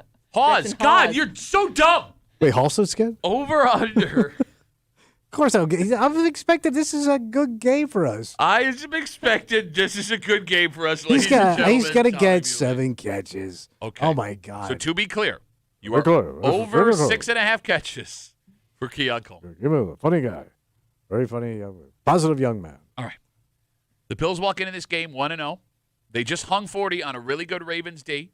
And because of that, your Buffalo Bills are currently a full touchdown favorite against the New The York Jets have got to be frightened of this team right now, The Jets- considering what they did. But they also hung a ton of points on the Yeah. Steelers, and that's a good D. 7 is a lot of points in the NFL. Oh, that's a ton, Pat. 2, That's a country mile. the Bills have struggled traditionally in Jersey no matter how bad the Jets are. 3, that is also a number that could inspire a defense to clamp down. When you are a 7-point dog in your own house, it's like someone slapping your mother across the face. Yeah, but that's common in Jersey, isn't it? That's how you greet your mothers in Jersey. Get out of the way. Hey, where's the sauce? Tommy, do the Bills win? And if so, is it by 7 points or more? So you're asking me, are the Bills going to win this game? Yeah. Yeah, that's exactly what he's asking. Yeah, I think so. I think they're going to win this game, Pat. That's great. Yeah. So they're going to win by 7 or more. Well, 7's a lot of points, right? Yeah. And you're saying it's like a slap in a Jets face. I would say this. Well, that slap's going to hurt a lot worse when it's a goddamn Jersey blowout, baby. They're blowing Jersey out of the water, man. Okay. They ain't got a shot. All right. They'll be left crying in Bayonne. With Chuck Wepner. Who?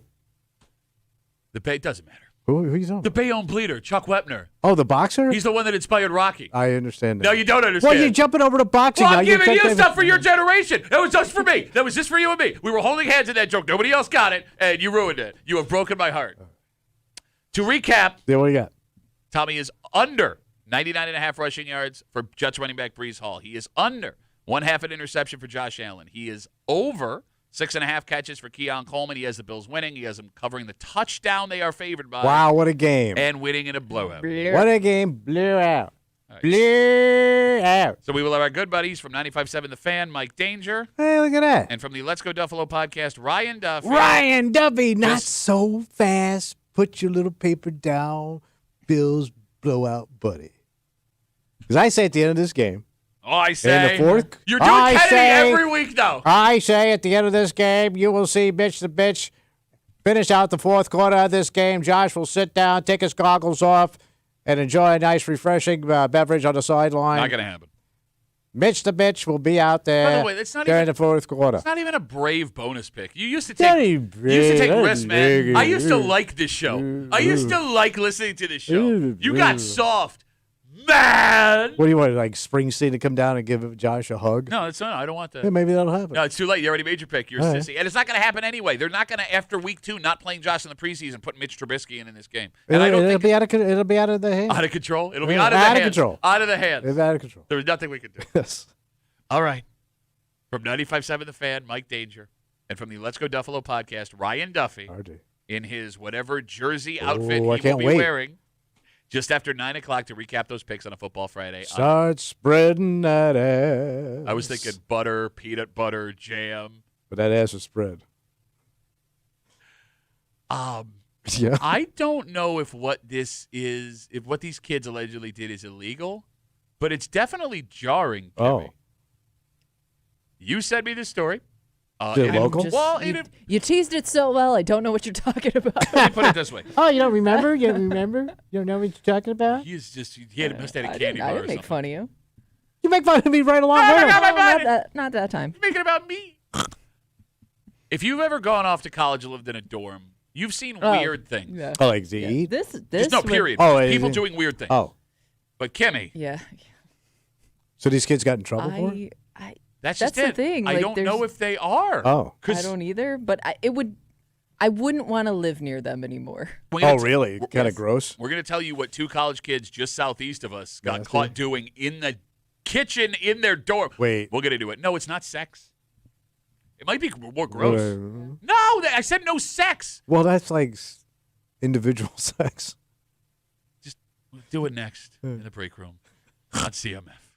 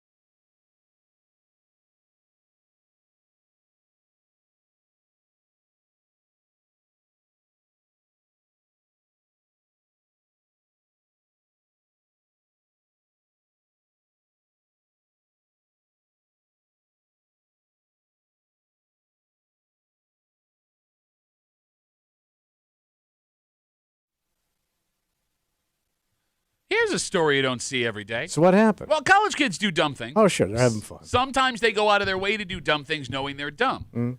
But that's the question here. Oh.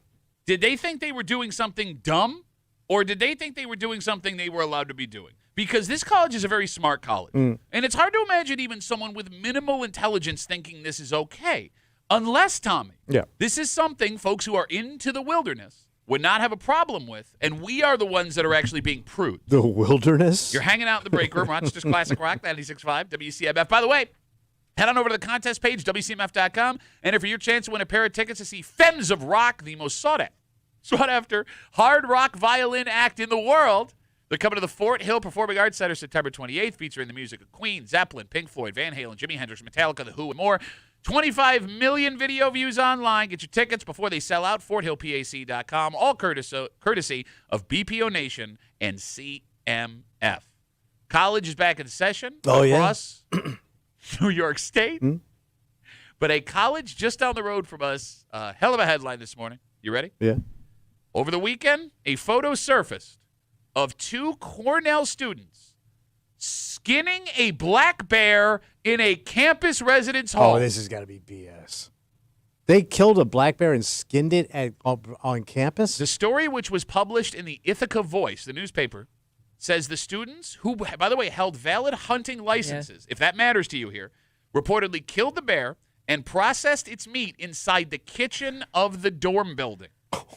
The picture showed the skin carcass on a kitchen table. Oh, my God. Another picture showed raw meat being stored in a dorm fridge. Yeah. So people have flipped the F out. Yikes. You don't normally see this happening in a dorm room.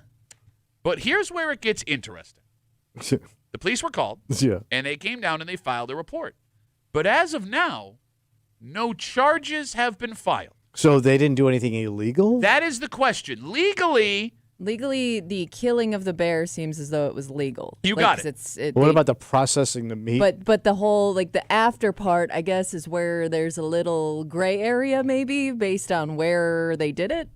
I mean, I guess you could ask ethically if they did anything wrong here. Well, it's not their. It's in the dorm kitchen. But it's not their.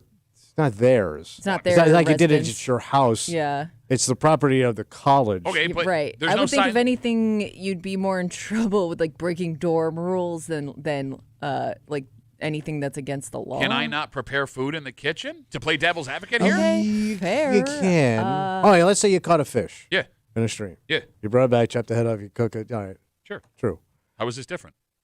I mean, I know why it's a different. huge ass Look, fish. I'm not arguing they should be allowed to do this. What I'm asking is this one of those things that's allowed because no one in a million years would have thought someone's going to skin a black bear in the dorm kitchen? We don't have it on the books as it being illegal. That could be a case, I guess. All right, the phone number is 252 WCMF 252-9263. Is this an inappropriate thing for these college kids to do? Oh, yeah. You say yes. I mean, you made a mess of the joint. Kimmy, would you agree with Tommy? Yeah, I mean, you deal with a lot of stuff when you live in a dorm. You see that people live very differently than you. But they're I feel like stumbling upon something like this, I would be just wildly scarred for life. Oh, yeah. And I know that it's something that you're allowed to do, and it's preparing food, but I would be this seems like a very crazy move to me. Okay, but and that's sanitary. How do you know though? You got I guess I've never been to Cornell dorm kitchens, but usually those kitchens are pretty tight, pretty small that are in the dorms. Yeah.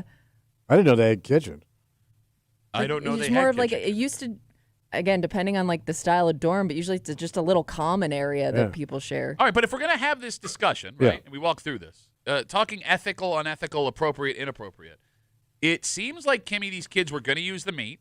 They didn't kill it for sport, so that's ethical. Yeah. They had their hunting licenses. That's ethical. Okay. They obviously knew what they were doing in skinning this bear and freezing the meat. Oh, yeah. I mean, you don't dive into this without having some experience, I would think. The only issue here is everyone else in the dorm subjected... Yeah, to this. Walking by a bear filleted on a kitchen table in a public space. I mean, I would guess the mess. Oh, God. I don't know how.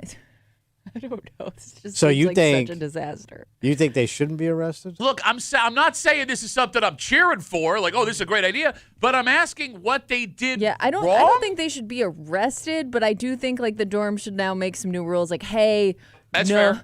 no bringing in stuff you just killed in the wild. I There don't you know. go. And look, Maybe do that elsewhere. Yeah. we're not of the hunting world, so like we're Sure. proof to this. I would freak out if I saw this too, but like I can also appreciate like people who know what they're doing. But that they are gonna also use had this the animal. knives and the skinning utensils. but- Are you allowed to have all that on campus? There are It colleges that probably have culinary. smelled pretty bad. Oh, smell?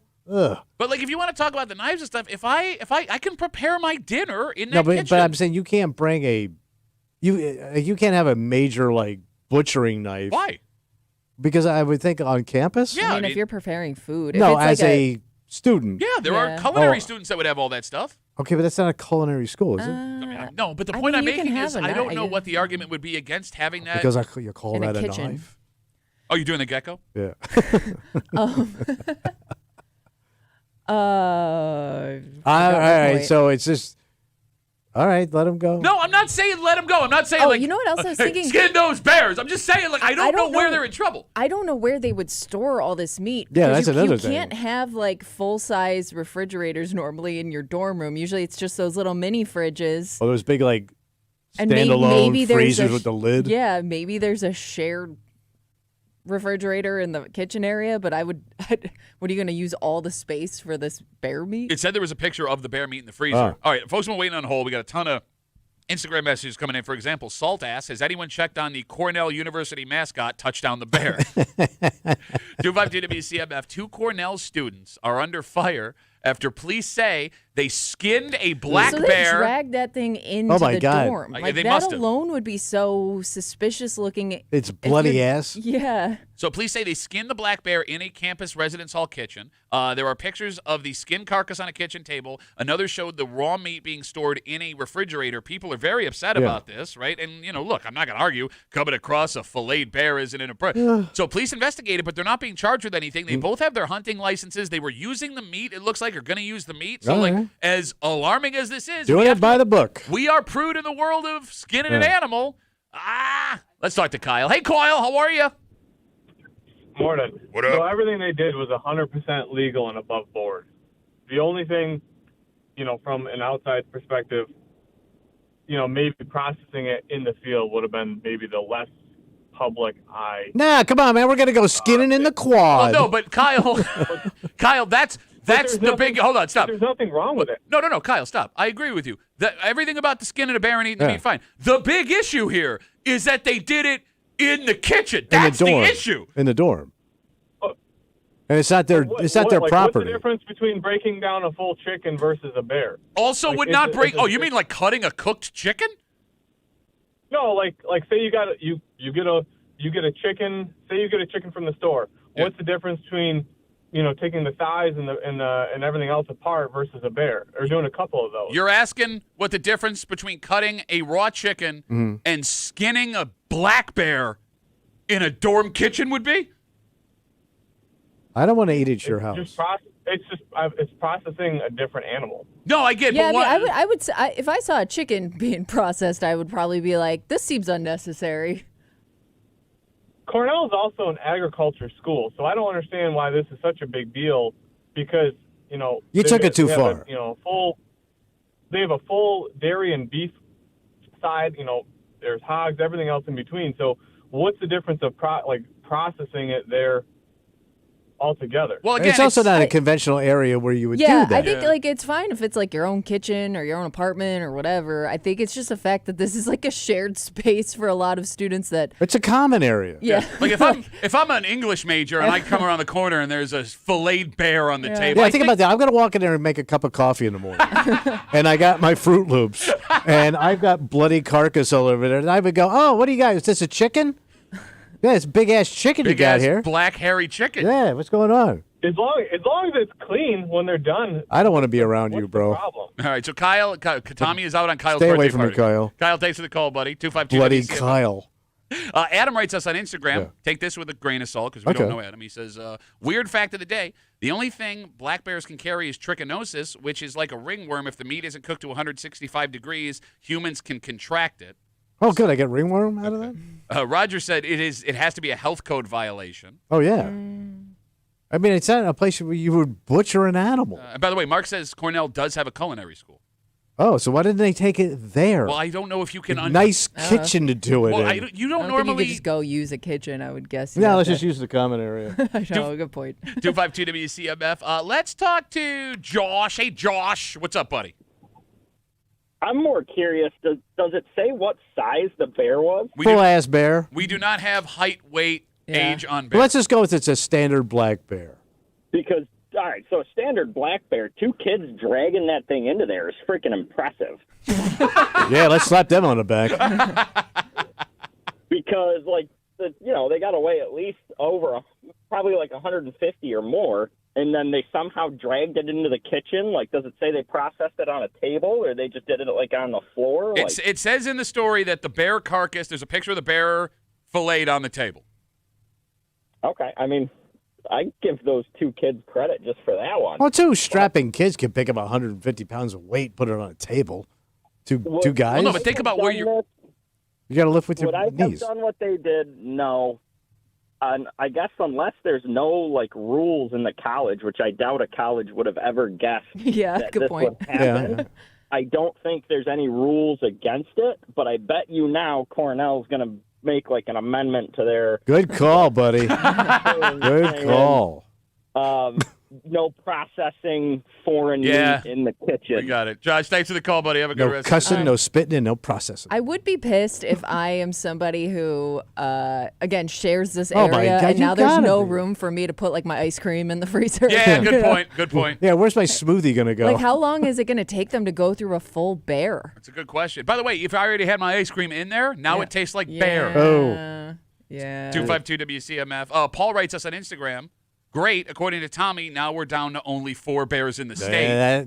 Think of that. You got that going. That's a That's terrible sad. thing. We'll take one more call, 252 WCMF. These 2 Cornell students accused of skinning a black bear and processing it in the kitchen of their dorm room. They had their hunting license. There were pictures of the meat being put in the fridge. So what they were doing is ethical, right? Everything so far, there's been an investigation. There have been no arrests. And what we're trying to figure out is, look, there's a difference between illegal and appropriate. Okay. Right? Yes, that's true. Because, like, look, if you want to say they didn't break the rules, fine. Maybe they are naive to this. I can understand that. But how do you sit here and say you should fillet a bear, process a bear in a jar? Let's talk to Jesse. Hey, Jesse, how are you, buddy? Not bad. How are you guys today? I know where this voice is going. What do you got, Jesse? So I honestly see no issue with it. I mean, I think it's probably some of the best education some of them kids will ever get. What's the education? The education, how to survive. You tell me. They're in college. How many kids have. I mean, you're probably getting a pretty good education at Hold Cornell. on. Let the man speak. Jesse, go ahead, buddy. Cornell. College is not everything, man. The way this world is these days, people need to learn to survive off everything that's there. Okay, Jesse, let me ask you a question. Let me stop you real quick. Go ahead, just buddy. going down that road. All right. So let's say I learn how to hunt. We all learn how to hunt and survive and all this stuff, right? So now, Jesse, we can all kill bears and deers and eat them and process them. Now that we all know how to do that, we're going to have a serious problem, Jesse, because I heard there's only 4 bears left in bears in New York State. We are dwindling. There are plenty of folks that go out. There are plenty of folks that go out during deer season and don't get it. Like, Jesse, you want me to not learn how to do this, so if for some reason the universe does collapse and you do have to rely on this, that you're going to be able to eat because I'm not taking your bear from you. Yeah, we got to go to you, Jesse. But so it's not just wild animals. It's your farm animals, it's your chickens, it's everything. It's cows, it's beef, it's everything. All right, but Jesse, here's the thing. If you want to go on knife size of appropriate knife size, you don't need a huge knife to cut up an animal. I do. You just got to have can-do spirit. Well, obviously, you guys don't know what you're doing. Yes, that's what we're saying, Jesse. Jesse, that's what I'm trying to. Jesse. I'm a sissy, Jesse. I'm a sissy we know boy. that. Yes, No, I'm a but Jesse- sissy boy. No, but Jesse, what we're talking, I agree with you. This is ethical. I don't disagree with you that what these kids have is an amazing skill. You cannot argue that in a public space where no one is It's shared. expecting, a bear to be skinned, filleted, and processed, that is an appropriate thing to do. I don't know. In my eyes, I mean, I think there's a lot more things in this world that are inappropriate that are going on. Amen, brother. I agree. Disco. Let's just take disco, for example. I don't want disco breaking out. Yeah, we're done. We're right on that line. Yes, we are. I think every college should have a bear processing kitchen at every Before dorm you room. graduate, you got to drag a bear across that. Stage. Whatever you do. Stage. I've really blanked out. Speaking of education. College ain't my thing. Yeah, no or kidding. graduation. All right, let's take a breath. Let's go abreast. Jesus Christ. What's the matter? The show is devolving. Let's go from something that is questionably illegal to something that is absolutely illegal. And here's the thing. Like, you want to talk about naivety. I can give these kids a break if they honestly didn't know. Maybe they're from a place where this is a common thing. Fine. You can't give a break to this guy. And it's the dumbest thing you can do because not only is it not entertaining in any way, you could kill hundreds of people. At one time? Like, yeah, it just was like, look what I'm doing. We'll tell you all about it next here in the break room on CMF.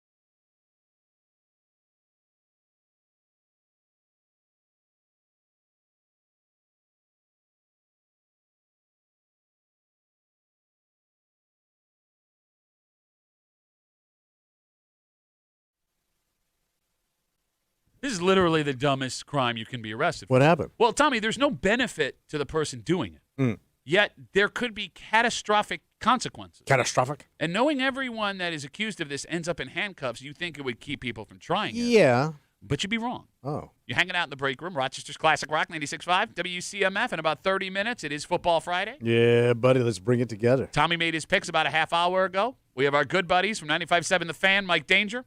And from the Let's Go Duffalo podcast, Ryan Duffy. Ryan Duffy. Outfit and all. Oh, yeah, can't wait. Tight pants, I'm assuming. It's always tight. Just after 9 o'clock on a Football Friday here in the break room on CMF. So this story happened just west of us. Yeah. The Erie County Sheriff's Department were flying their helicopter on Sunday night. Wait, they got a helicopter? They have I would assume every county has a helicopter. We got right? one? Monroe County Sheriff's? Yeah. Oh, yeah. Okay. When the helicopter pilots realized someone was shooting a blue laser towards the aircraft. Oh, those pointer things? Yeah. So they say that the laser hit their aircraft multiple times, and that is bad. Oh, yeah. Like really bad. Sure. Story says it can cause issues with the instruments in the aircraft. Did you know that? No, I just thought it blinded the guys. Is that true? 252 WCMF? It also says, yes, you can blind the pilots while flying and cause a legit disaster. So authorities sprang into action. Police say they found the man, and they found him fast, and he is now in serious trouble. He's been charged by the Federal Aviation Administration.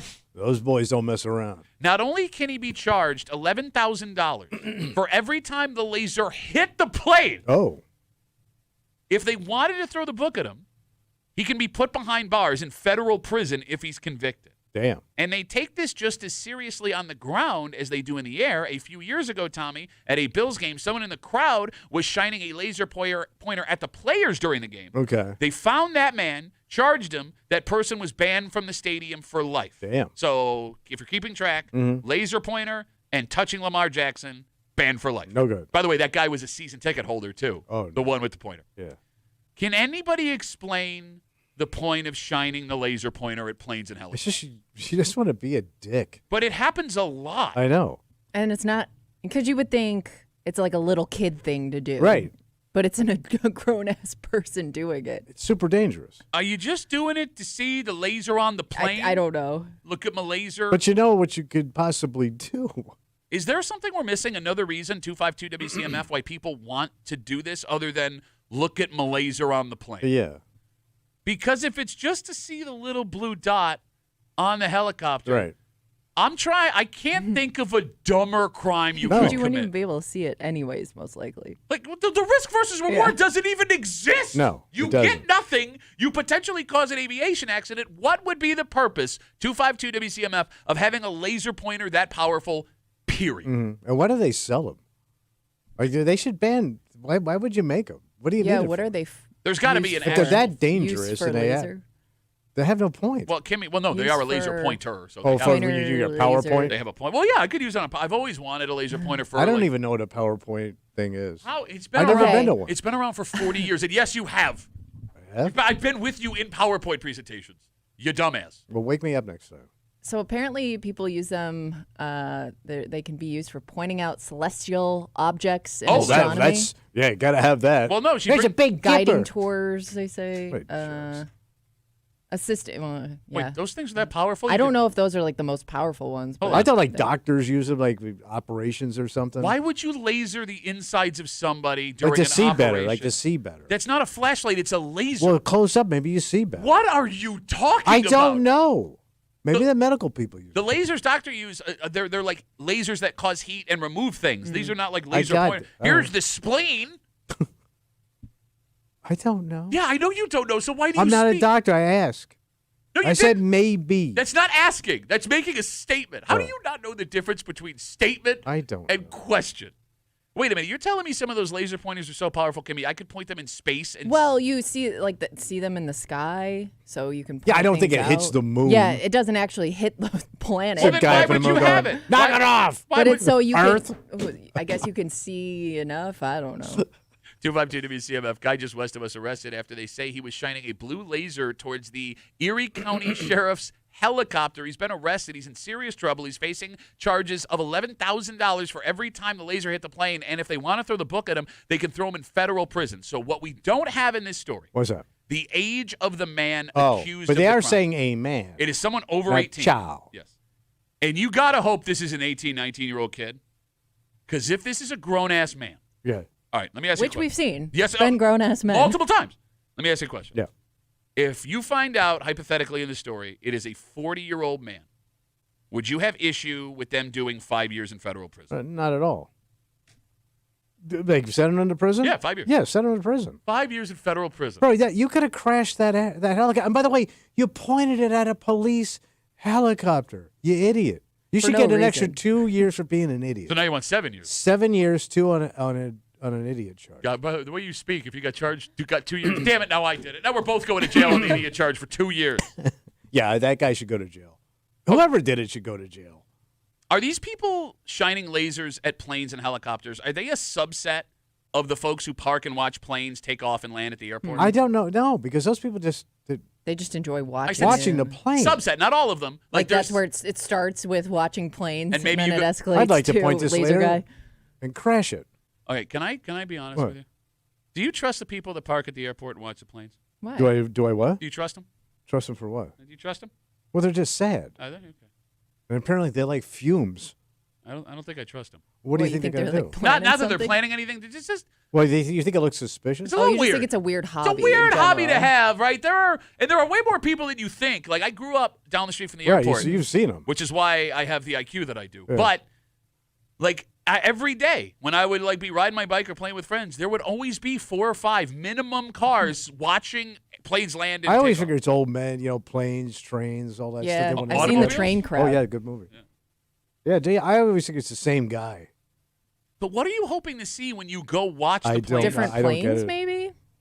Sometimes maybe you get a different jet And by in the way, mix. I can see if you're like at a major airport, Yeah. but to do it here, we don't get a lot of air Yeah. traffic here. It's like, there's the old Delta. Should be another one here in about 4 hours. But it's the same thing with the trains. All the trains look pretty I don't similar. look at I that don't guy know. on Channel 8 with the trains. I don't get that guy. What do you mean you don't get that guy? He's been on the news for like 40 years. How? Taking pictures of trains? By the way, same question directed towards CMF. Hey, One by the man in way, particular. no trains. You love trains. I have never subjected the audience to train talk. Till But now. I've done a lot of bad things, Pat. Been sued for some of them.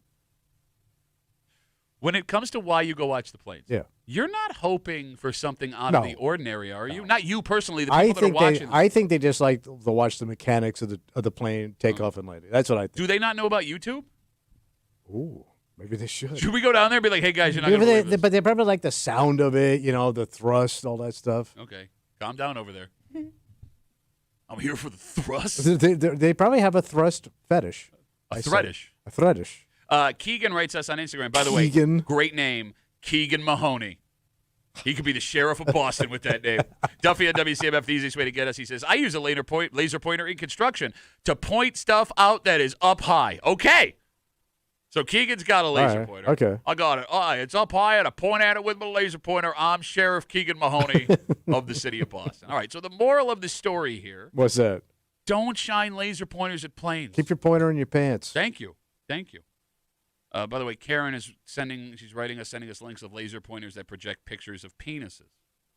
Wait, it projects a penis It projects a picture of a penis, the laser does. out in the sky. Yeah, I guess. All right. So, like, by the way, I've seen Well, if you do that, you're gonna get your mom's attention. Na na na na na na na. Penis mom. Really? Really? Thank God. She's looking for the diddler. Thank God Ryan is on his way in soon to save this show. Let's take a break. After that comment, we have a good friend of ours coming in. We have no friends. You put up the penis signal, and look who showed up in the studio. Now, you see, I wasn't gonna do that to the kid. Oh, look at that, the kid. Okay. He's like 3 years younger than you. Ladies and gentlemen, your Rochester Red Wings have one more weekend. This is it, buddy. Oh, this is all This is wrapped it. This is up? all she. This is all backed up, says Tommy Muley. All wrapped up. All backed up with his penis laser. Our good buddy from the Rochester Red Wings. So happy to be here. General Manager Dan Mason. He's next here in the break room. Let's see him.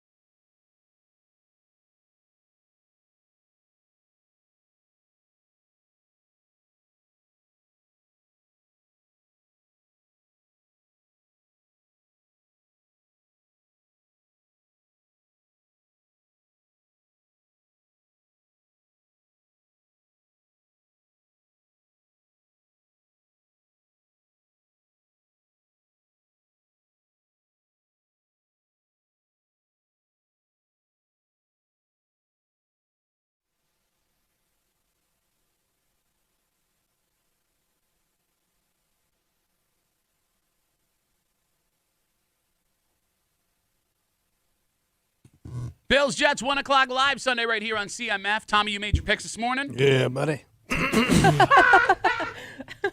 I took off some hair. All that bear talk. Coming in to recap those picks in just a little while, our good buddies from 95.7 The Fan, Mike Danger, and from the Let's Go Duffalo podcast, RD. Ryan Duffy. Damn. If you want to get ready right now, it's your opportunity to log on to the live stream, WCMF.com, the Odyssey app, YouTube and Twitch, the Breakroom WCMF on YouTube and Twitch to find out which New Jersey Ryan shows up today. But before we get there, speaking of sports, it's the end, buddy. Wow. It always comes too fast. Yeah. Joining us, as he does with every home stand in Rochester, General Manager of the Rochester Red Wings, Dan Mason. Mace, how's it going, buddy? Good morning, guys. How we doing? Great. What'd you bring for us today to eat? Burger. What do you think? Very good. Oh, good. Delicious. So, did you give the chef the last week off, or what's going on here? No. It was good. He came in early, and Real good. yeah. I saw jambalaya. I saw you guys had jambalaya, and I got excited. I just want to say the way that both of you guys are eating this burger is very, very different. What do you mean? You want to break it down for him? So, Pat takes a full-on burger bite, lettuce, tomato, mayo, whatever else you got on there. And he's regretting every bite of it. Tommy, and his dainty little fingers, has ripped off pieces of the burger, left the bun, and is eating it piece by piece it's good. by hand. Much like a squirrel that gets a hold of your sandwich. Yes. The way I eat, baby. I just go for the meat. Every time. Mace, this is it, buddy. Last homestand of the season. Last homestand. Yeah, All right. 3 games left to go. So what do you guys got going on tonight? Tonight, well, it's Fan Appreciation Weekend. So prizes galore every game. So you're just this cleaning week. out stuff? Yeah. Got it. Big blowout sale at the team store, by the way. All right, so can we all talk, weekend. Can we talk about that? Because I think I am popping in for the blowout sale at the team store. Yeah. So, what are we talking here? Are we talking like rock bottom prices, Mace? Rock bottom We're prices. talking like I'm going to walk in and I'm going to walk out with a giant bag full of stuff that I should not have bought. You will have a field day. All kinds of stuff you can't get normally. Oh. Right? Jerseys. Okay, I'm in. All right. All right. Cool. Plus, we have our brand new couple jackets you're probably going to wear. I've seen the jackets. Oh, the yeah, jackets those look are great. cool. The Yeah. jackets look awesome. Right? Yeah, Yeah. they look really good, really good. 80s, 90s style starter jackets. Badass. So get in on that. Thank you, Mace. All right. Yeah. So tonight, 6:05, we got fireworks. It's Deaf Culture Night, Fan Appreciation Night, and then tomorrow night, 6:05, we got fireworks. Bruce the Bat Dog's final appearance of 2025. Okay. So where do you put him in the offseason? Doesn't matter. You don't know. He doesn't even know it's his last night. He's so stupid. What do you say about You don't know what the hell's going on, man. Bruce the Bat Dog? What are you Yeah, doing? you come back tomorrow, Bruce. You Yeah. were the one arguing that your dog needs a 5-star luxury hotel when you go on vacation an hour ago. Yeah, Bruce just hangs out at his house. Okay, so he doesn't. We've actually gotten sincere questions from audience members. Yeah. He doesn't live at the ballpark. No. Okay. No. No, people think that he's like your team's dog. No, he's Josh Schneider's dog. Josh is his owner. Okay. And, he lives here in town. Well, no, I mean, it wouldn't be out of, because you've seen, is it Bowling Green, the college football team? Yeah. They have a team cat now. And the Team cat? So it blew Budget cuts? It blew up, Tommy, virally after week one. They have now hired cat security. So Oh. the cat now has 4 people that walk around in suits with sunglasses. The cat has a backpack that is clear that it lives in until they get on the field. Damn. And the cat lives with the team, apparently. So, Wow. all right. All right. All right, so Bruce the Bat Dog Bruce the tomorrow Bat night. Dog and Billy Buffalo is going to be there too, signing autographs and posing for photos with fans. All right, can I ask a question? Yeah. So, Kimmy, we've become familiar with a couple of mascots, Yep. working this job. Very familiar. And they do a great job. Yeah. A lot of fun. But much like goalies in hockey, Yeah. mascots can get a little weird and territorial. Quirky. They're very passionate. Well, they're quirky. Do you have to sit down with Spikes and Mitzi and have a discussion? Like, listen, Be nice. Billy's coming in, right? We still love you. It doesn't. We're nothing against you. It's just we're having a promotion tonight, and this is what's going to happen. No, they're pals. Okay. They're all the mascots get along. Well, I don't know. I don't know how this goes. Oh, I just saw one guy and they just switched heads. No, they're all out there at the same time. Because mascots can get competitive, right? It's an attention-seeking thing. And let's say you bring in Billy Buffalo. Maybe Billy Buffalo is a little This more. is our territory. Yeah, I mean, it can be. I mean, it happens in radio. Yeah. I don't think that's an unfair question. No, it's not an unfair question, but I'm telling you, they all get along great. Okay. All right. They're very good friends. Well, he has to say that, right? Yeah, of you don't course. want some kind of mascot turf war going on at Innovative Field tonight. Feathers everywhere. There you go. There you go. No, they get along great. Oh, well, that's good. Yeah. Good to hear. So we got fireworks on Saturday night, too. Last fireworks show of the year, Tommy. Saturday. Good. They only got like 4 left, by the way. 13-second fireworks show, and we're done. And then Sunday, final game of the year. Oh, Kids can run boy. the bases with Spikes and Mitzi. And again, big savings in the team store this whole weekend. Yeah. Big blowout sale. Friday, Saturday, Sunday. So Friday, 605, Saturday, 605, Sunday, 105. Did you guys buy too much stuff? No. Well, no. You keep bringing up the blowout at the team sale, and every time or team store, and every time you say it, you sound a little more desperate. Like we don't have enough room to store all this stuff, so please come buy merch. Like I feel like my job's on the line because I've made a terrible mistake. No. I need you to please come buy Red Wings merchandise. No, I'm telling you. Okay. This is a chance to get some great deals on some sweet swag. No, I'm just- 'Cause we're always bringing new stuff in, like the starter stuff. Sweet swag. All kinds of great drip in the Red Wings team store. God, available Mace, I this got to weekend. deal with this jackass doing kid stuff. I don't need you coming in and doing it, too. All right, there is one thing I want to ask you when it comes to the offseason, because, Tommy, if you are not familiar, the Red Wings built this brand-new training facility off the side of Innovative Field. Okay. And when you pull in now, you can see this big building. It's where all the players go through. But it's it's an indoor facility. Yeah, so Kimmy and I were fortunate enough to go in and mess with it a little bit. You have not only like multiple indoor pitching mounds, you have batting cages, and there's a digital batting cage. Like, could you explain this to me? Sure. So we purchased this piece of equipment called Hit Tracks. So you can put up... Which was Tommy's favorite syndicated radio show. You used to love those guys in the morning. Pretty Hit good. Tracks, guys. This one goes out to Tommy Muley. It's Fijis. How deep is your ball? So we're going to have a hitting league, so you can project, like, who's your favorite Major League team? The Toronto Blue Jays, yeah. Right.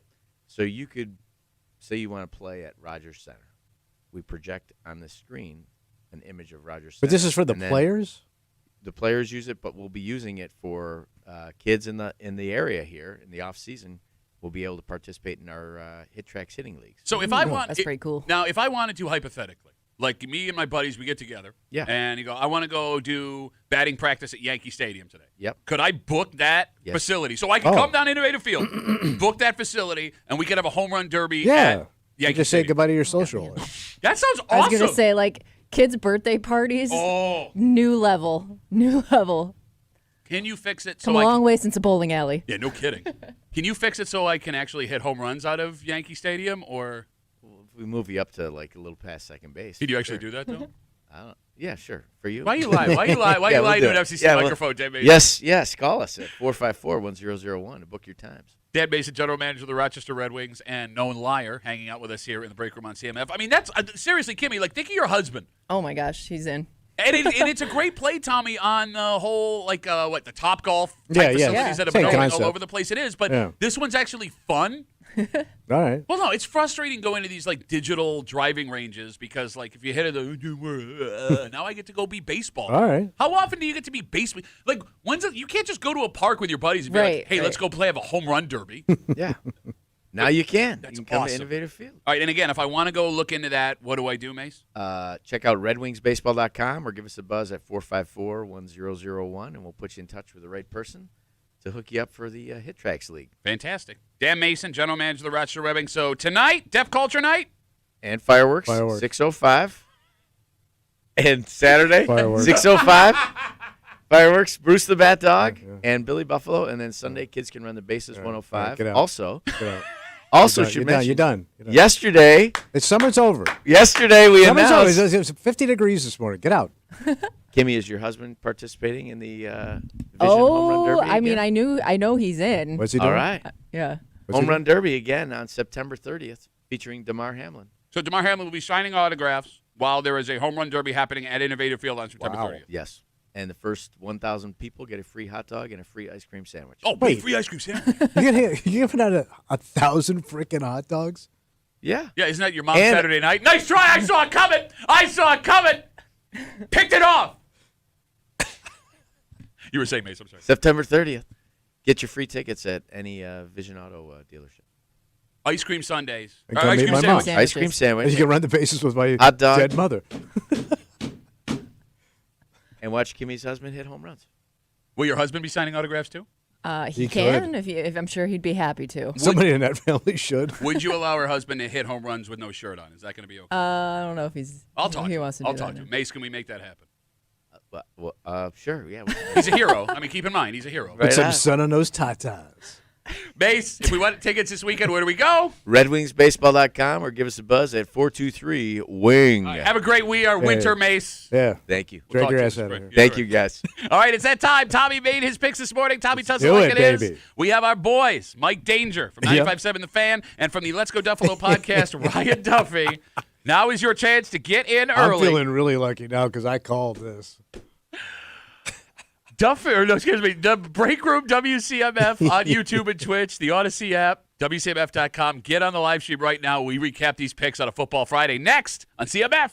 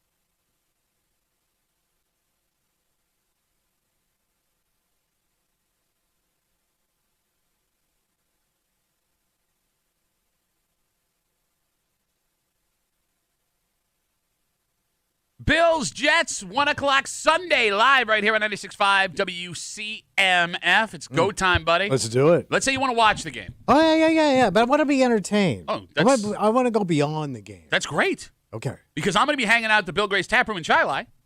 And then the entertainment. I'm super entertaining while watching a game. Like, we're going to look at the screen watch quietly. Pat stare. Everyone make no noises till the game gets exciting.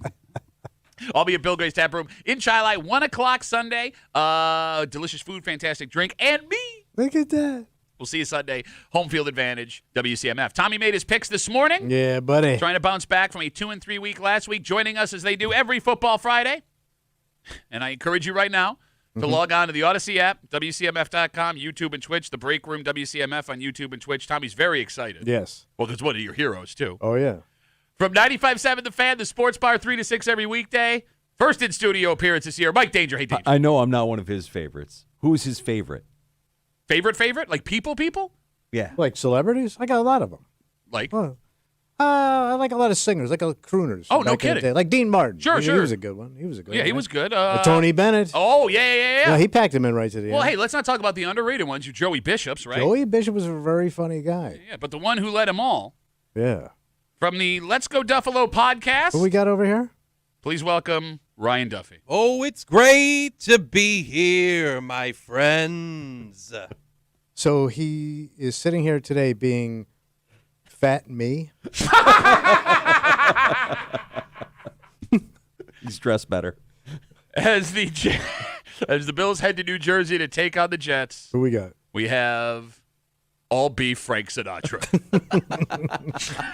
How'd you not see that one coming right out of the gate? I was thinking what you'd say, but it didn't come to mind, and that was a good one. Would you like to break down what he is wearing, please? He is basically Frank Sinatra in full crooner outfit. The tie's undone, cocktail in hand, the hair's on point, the outfit is all black. It looks sharp.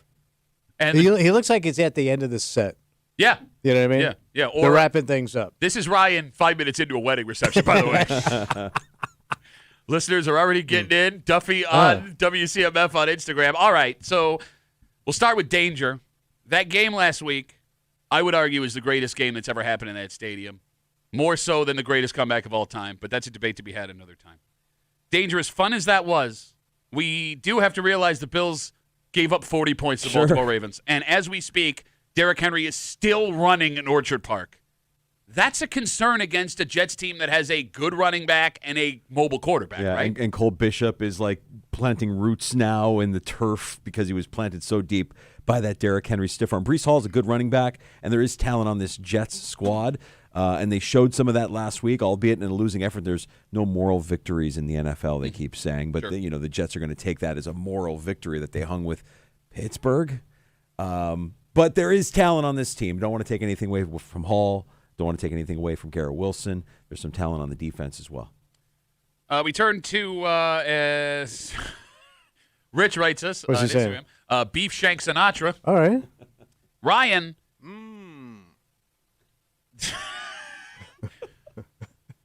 I mean, this Jets team is a new-look Jets team, right? You have a defensive coordinator in Aaron Glenn who knows Josh Allen. He's played him each of the last 2 years. I mean, Who doesn't know Josh Allen, baby? you're not going to get the ability to surprise a new head coach in your division, right? Correct. Okay. Was that that wasn't even a question. Is the fact that Aaron Glenn, the new head coach of the Jets, is familiar with Josh Allen, does that give you pause about him being able to be as effective as he would be against a new head coach in the division? I don't live my life in pauses. There's no way if you knew Josh Allen left from right, up from down, he's going to make you pay one way or another. Daniel writes us on Instagram, Duffy and WCMF, and I did it my way.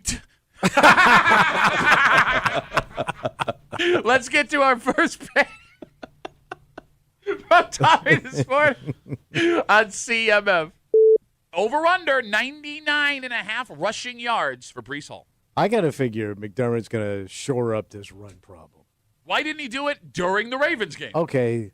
it's hard to do it in a moment. I love how you think you can just take a wrench and like twist something and be like, oh, fix the He's going to wrench. crack some heads come Monday morning, man. He's dragging these boys out of the bunk and get it out on that goddamn field. Those not even words. You may not have your best defensive tackle. They're shutting that kid down. For God's sake. Ain't happening. Taking the under. What are you basing that on? Base it on they're going to shore up the problems that they have. Who on the defense steps up, Tommy? Who else comes up? Who steps up on the Bills' D? Whoever replaces Ed Oliver. Yeah, who I'm would that guessing be? it's going to be Young. Young's coming in. If it's not Young, it's going to be probably Worthy. So to be clear, you are under 99.5 rushing So yards frustrated already with you. for Priestley. You're just the dumbest man I've ever met.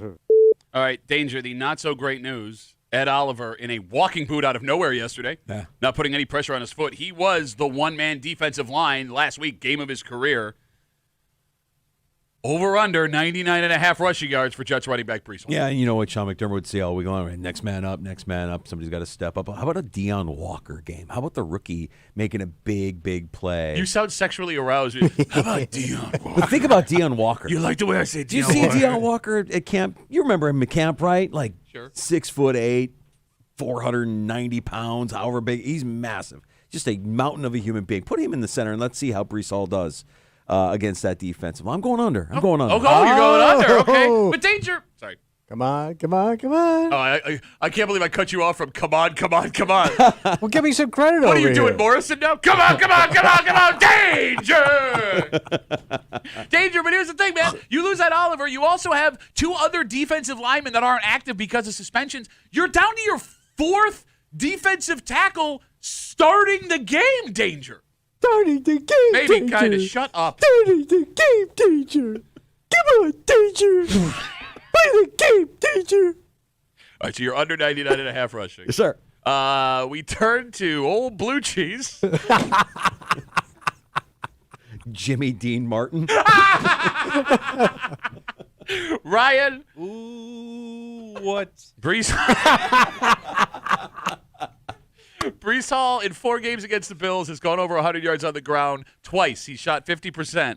Over under 99.5 yards rushing for Brees Hall. Did you know there was only one game last year where Brees Hall went over 100 yards? Who did they play? The Buffalo Bills. I got a feeling that the Bills are still going to pull this out, but I'm taking the over. So you're over 99.5 yards on the ground for Brees Hall. Yes. Okay. Steve writes us on Instagram. Yeah. Fly me to the moon pie. Let's get to our second pick from time of this morning on CMF. Over under 1/2 a pick for Josh Allen on Sunday. I don't see him being rushed or panicked or having to win the game on one throw. So I don't see him getting picked off at all. Ooh. I mean, this kid's going to be in control. It's going to be cruise control, Josh. Oh, my God, man. The Jets' D is not bad. I know they gave up 40 points to the Steelers, but they can get to the quarterback. They have talented corners. Yeah, everybody's talented in the league. No, that's not what I'm saying. They're all More professional, so than- Any given Sunday. Ask Al Pacino. He ain't getting picked off, bro. Okay. You can put goggles on him. It'll be fine. So Tommy tells it like it is. Week 2 here on a Football Friday. Goggle Josh. On CMF. He is under 99.5 yards rushing for Jets running back Brees Hall. He is under 1/2 an interception for Josh Allen. We turn to Ryan on a Fish Friday.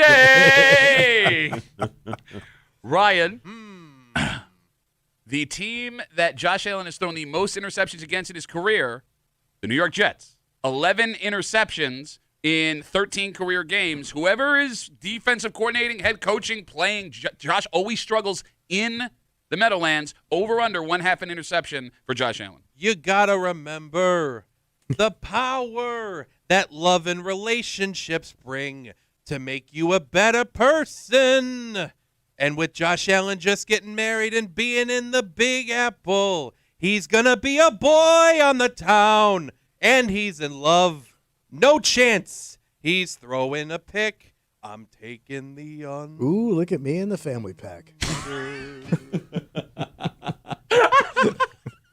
Well, it's funny because Yee writes us, Dean Martin and the Snack Pack. Okay. Many packs. Danger. Pick your pack. Josh Allen is 8-2 in his last 10 games against the Jets. However, he is only 3-2 in the Meadowlands. Over under 1.5 an interception for Josh Allen. Yeah, I'm going to go under on this. Oh, That guy's dialed in. He was dialed in from the moment that I mean, look, if something go ahead, you want to say something. There were 2 drop picks in that first half. And I'm not playing. It happens. But let's not pretend like he played a flawless game up until the fourth quarter. He certainly wasn't the reason why they were down. I 15. agree, but it's not like. Okay, go ahead. No, I like his game. I know I said this last week that when he saw probably like Jalen Hurts kickoff game score a couple of touchdowns, like I think Josh Allen is going to play with that chip on his shoulder. Like, yeah, I won MVP last year. It wasn't enough. I'm going to win MVP again this year, and we're actually going to get over that hump. Okay.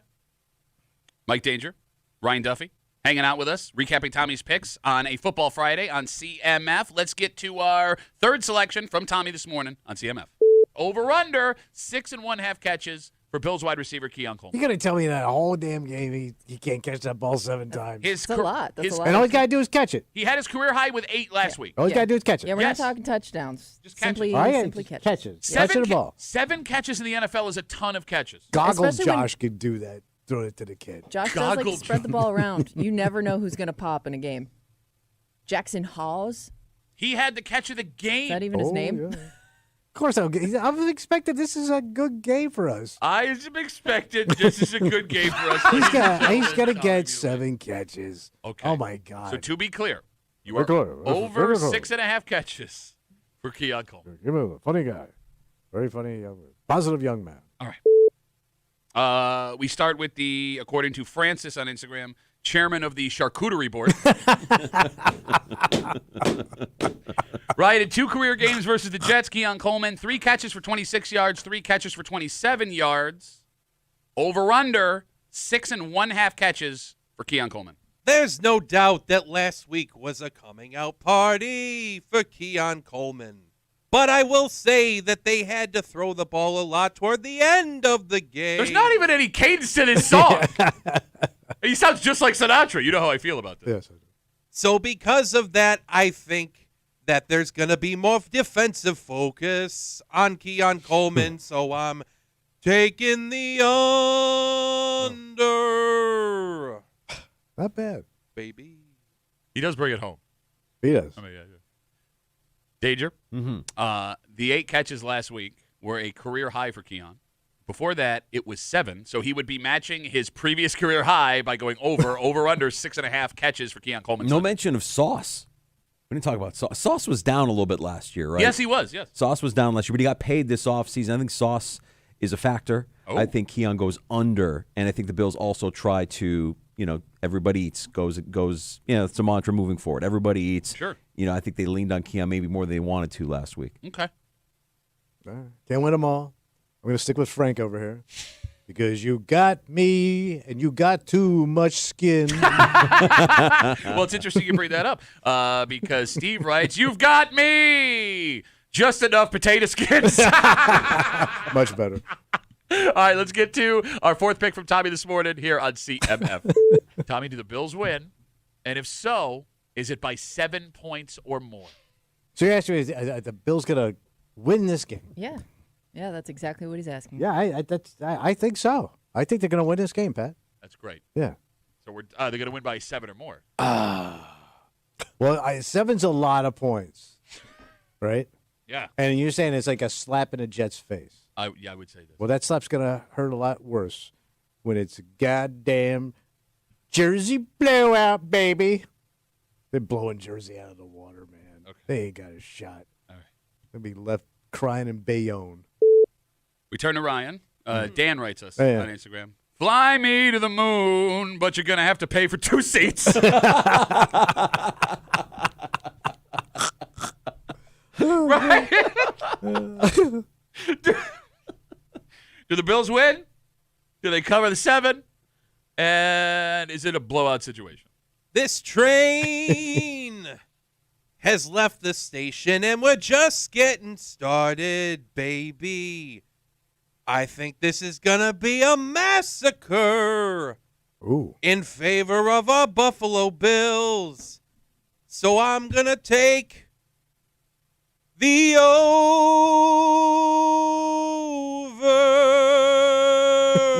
Has anyone else noticed he's just doing my way for every pick that he's doing? Right? He's just saying words and then he finishes it with my way. No toots. No one can hear your face, stupid. Well, kind of, but not the way you think. He's thinking about it. Danger. The Jets scored a whole bunch of points on what's supposed to be a good Steelers defense. They also allowed a whole bunch of points on what doesn't look to be a good Steelers offense. Do the Bills win? Is it by 7 or more? And is there a blue? I think the Bills win. I think it is by 7 or more. I don't have it as a blue. Oh, but so close. 27-20 Buffalo. 27-20. Oh, all right. So it could be a little dicey towards the end there. Oh, I think it's going to be competitive and dicey. Yeah, I think it could come down to the very end, but I think the Bills pull this one off. I don't think the defense looks as bad this week as it looked last week, partially because Justin Fields is quarterback in the New York Jets. Okay. Let's get to our final pick from Tommy this morning here on CMF. Not so fast. Put your little paper down. Bills blowout, buddy.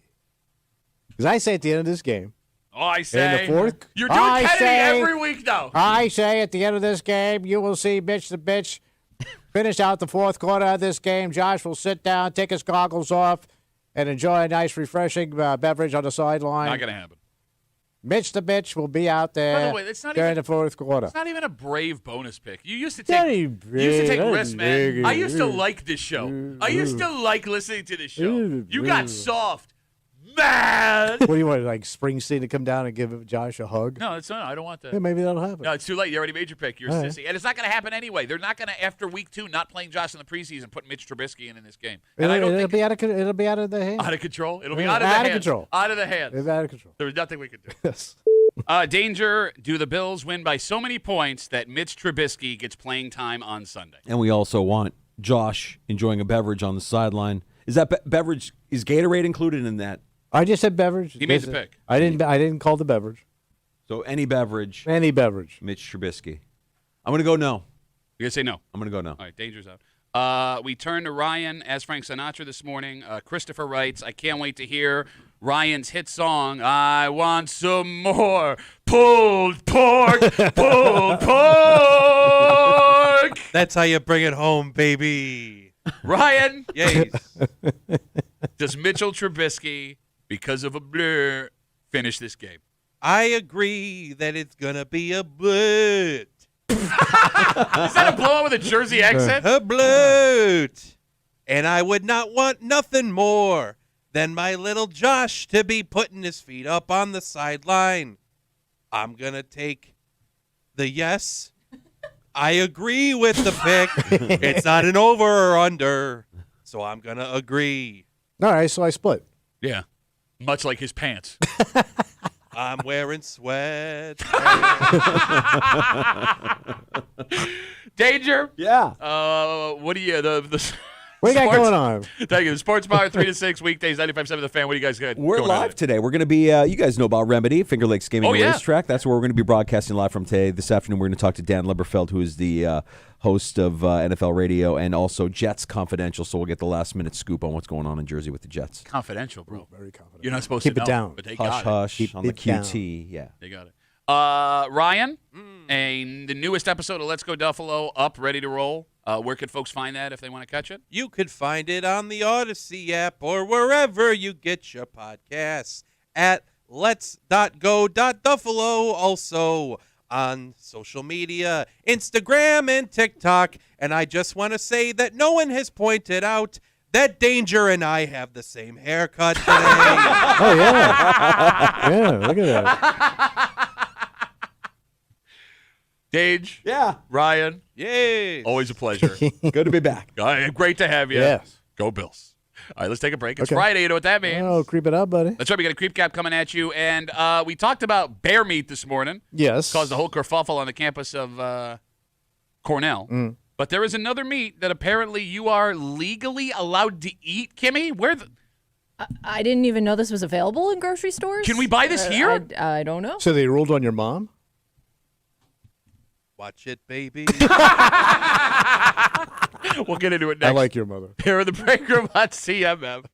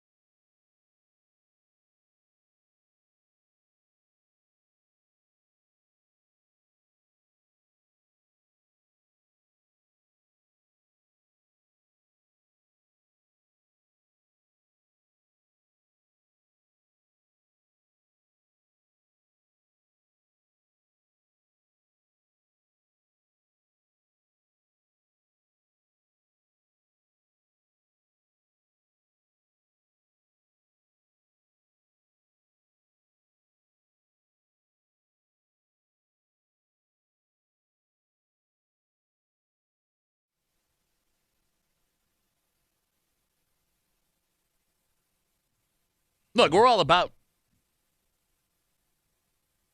Yeah, that's us. That's us. Yeah. We're all about trying new stuff. Sure. Right, new foods. Like we're very open-minded. Yeah. I'm not opposed to trying this. Got to broaden your palate. I just didn't know that in America, or even anywhere outside of like some Asian countries, this was an appropriate thing to eat. Yeah, I guess some of it's cool, some of it's not, and that's where the story came from. What happened? But it seems like here in the States, there are places where you can go and buy this. Oh.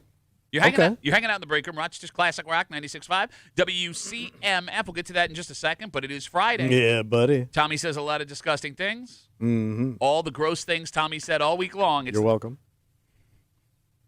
It's a creep cap, and it happens now on CMF. Oh, you feel that? That's the creep running down your spine. It's the creep cap on WCMF. Job crew. What? I created a job last night. Big job. Yeah. Yeah. What was that? It was over your mama's house. Okay, we got it. Everyone saw that. Big old job of room. She was digging up. Right? Shut up. It's perfectly transition. Wait, coming up from there. Will you shut up?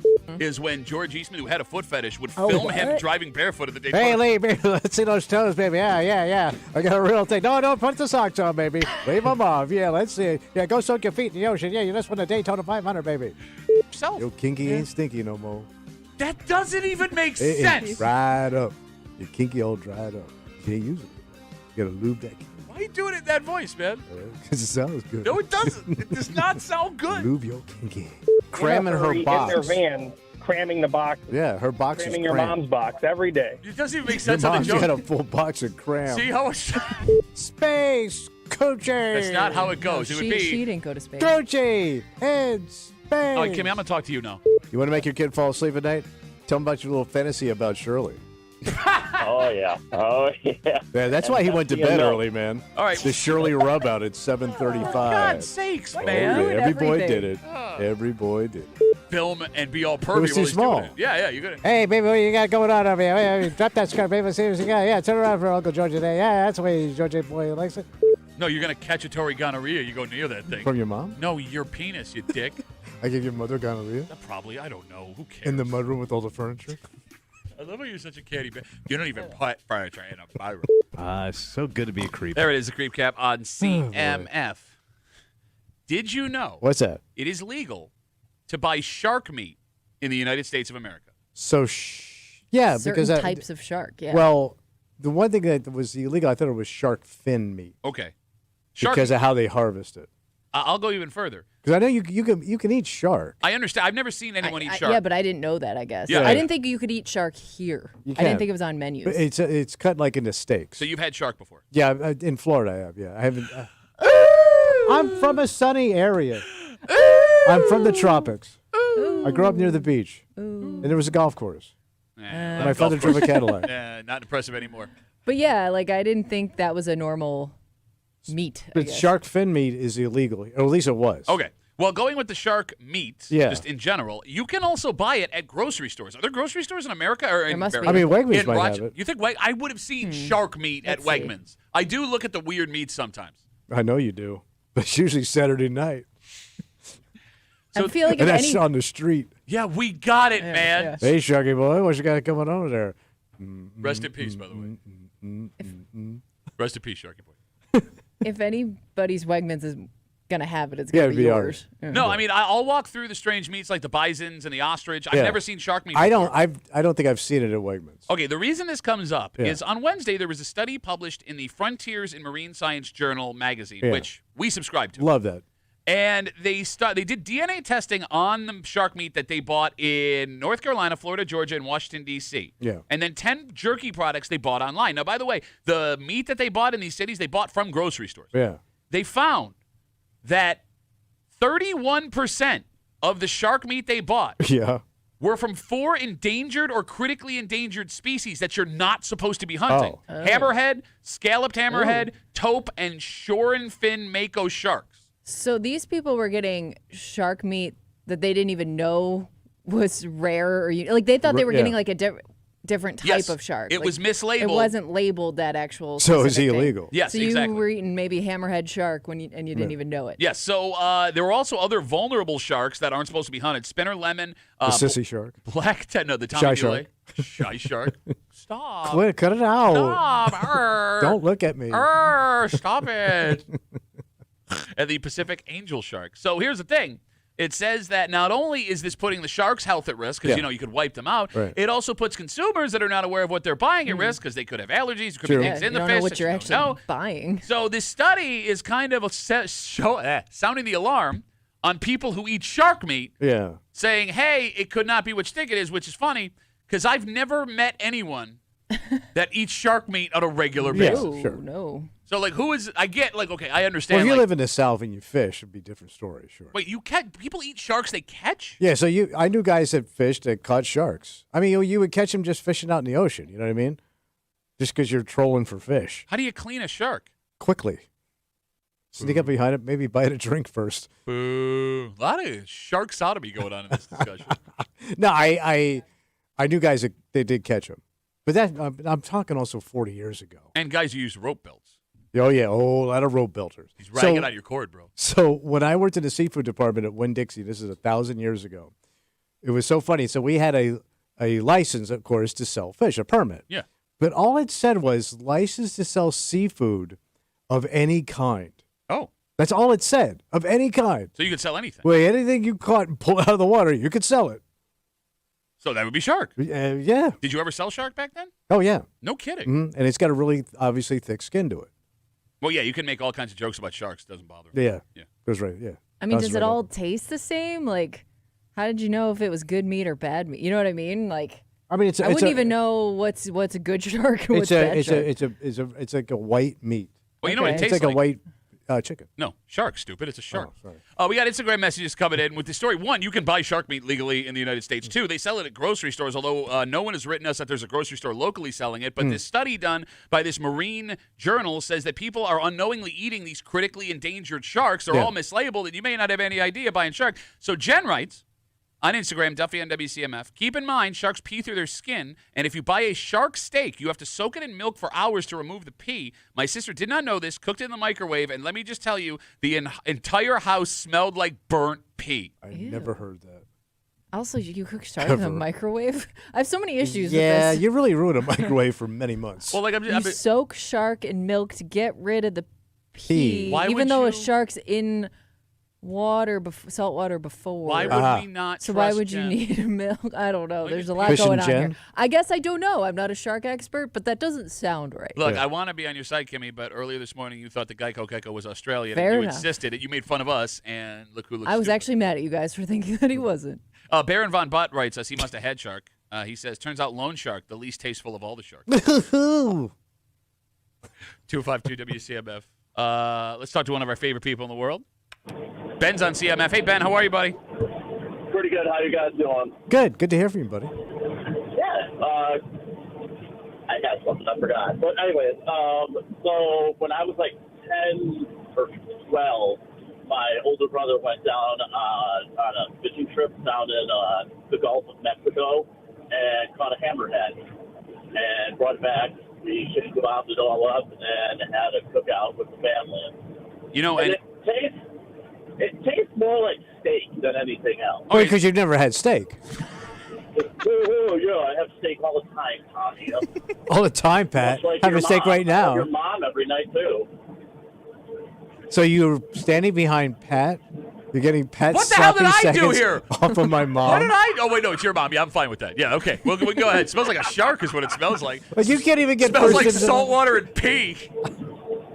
Also, why the hell is Jen's sister microwaving seafood? That's disgusting. A lot of things happen in the world. I will say this. Well, this story makes sense, Tommy, because What's I that? don't know if you know, Ben forgot to mention, he flew the shark home alive. Oh, to keep really? it fresh, right? And Oh, my 10-year-old Ben, God. he was the one that was responsible for putting it on the grill. Oh, yeah. And he was holding it with the face towards his own Yeah. face. Yeah. Hey, Mr. My mouth smells like pee now. Get me to the microwave. Great to talk to you, Ben. Have a good one, guys. There goes Ben. Your mom, man. Brutal. Brutal. There's something about a shark. I'll eat anything. Yeah. Shut up. I saw them girls. Shut up. That's why my house smelled like pee all the time. Well, yeah, because I kept West Side Shark pee. I kept microwaving them. That Sharknado set you had going on. I think We're I would. losing him. Yeah, he's We're done. losing him. He's done. Well, look, he made it with 13 minutes left on a Friday. I'm very proud of him. I would feel uncomfortable eating.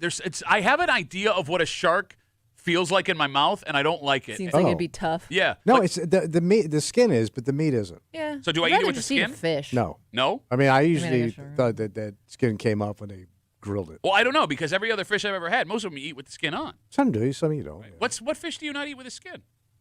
Like swordfish is completely skinned. Never had swordfish. You've never had swordfish? Where would I have had swordfish? Your buddy gives it to me all the time at the wedding. My buddy, I worked with him 20 Jeff. years ago. Yeah, Jeff, he's You a don't great have dude. the hookup pet? Worked with him 20 years ago. Yeah, and I can't just walk in and be like, hey, man, I haven't seen in 20 years. Can I please have some swordfish? All right. I'll meet you out back. Have you ever had swordfish? I have had. I've Yeah, had like. grouper. Ooh. I've never had grouper either. Oh my I God! don't What do know you if I've ever do? You don't eat? You don't eat food? Nobody in this town eats seafood like this. It's not. Oh yeah, often, at Wegmans least. sells it. They sell it at your Wegmans. I have a question.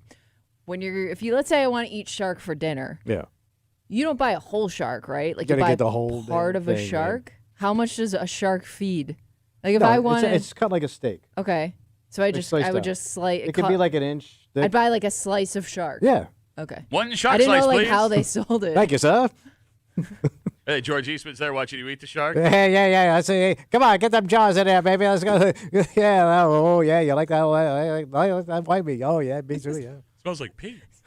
I'm kind of into that. Yeah, he's just making noises at this point. All right, we're going to take a break, get him a nap, come back, wrap it up, tell you what we're doing tomorrow next on CMF.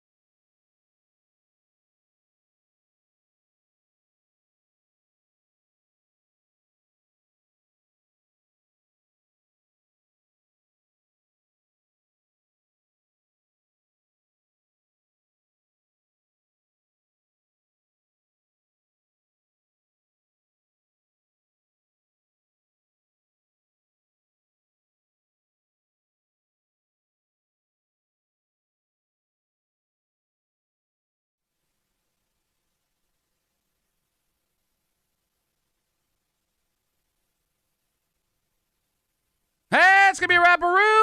Adio, Friday pregame. Ooh, boy, Rapperoo. That's right. Bills Jets, 1 o'clock Sunday live right here on CMF. I'll be at the Bill Gray's Tap Room in Chile. Oh, boy. For the game. So come hang out, eat, drink, be merry. Party. If you're lucky, Yeah? I'll let you take a picture with me in my kick-ass new denim jacket. Oh, you're wearing your button jacket? Bro, it's 1-0. Button and patch. Here comes Patty Buttons. We're going to ride that sucker out. Good luck. All right, so we got to get out of the way. We will be back here Monday morning. We got to recap Tommy's picks from this morning. Mm-hmm. And just after 9 o'clock, we talked to our good buddy, Hot Takes, Chesty, Dan, doesn't drink oat milk. Mr. Clean. That's right. Dan Fates with 13 WM and Buffalo Plus to recap whatever the hell happens 1 o'clock Sunday live here on CMF. For Kimmy, Yep. who has decided Tommy's just making noises, so it's time to go. Yeah, it's time. For Tommy Muley, Noise boy. my name's Pat Duffy. We'll see you Monday morning, 6 a.m. in the break room on 96.5 WCMF.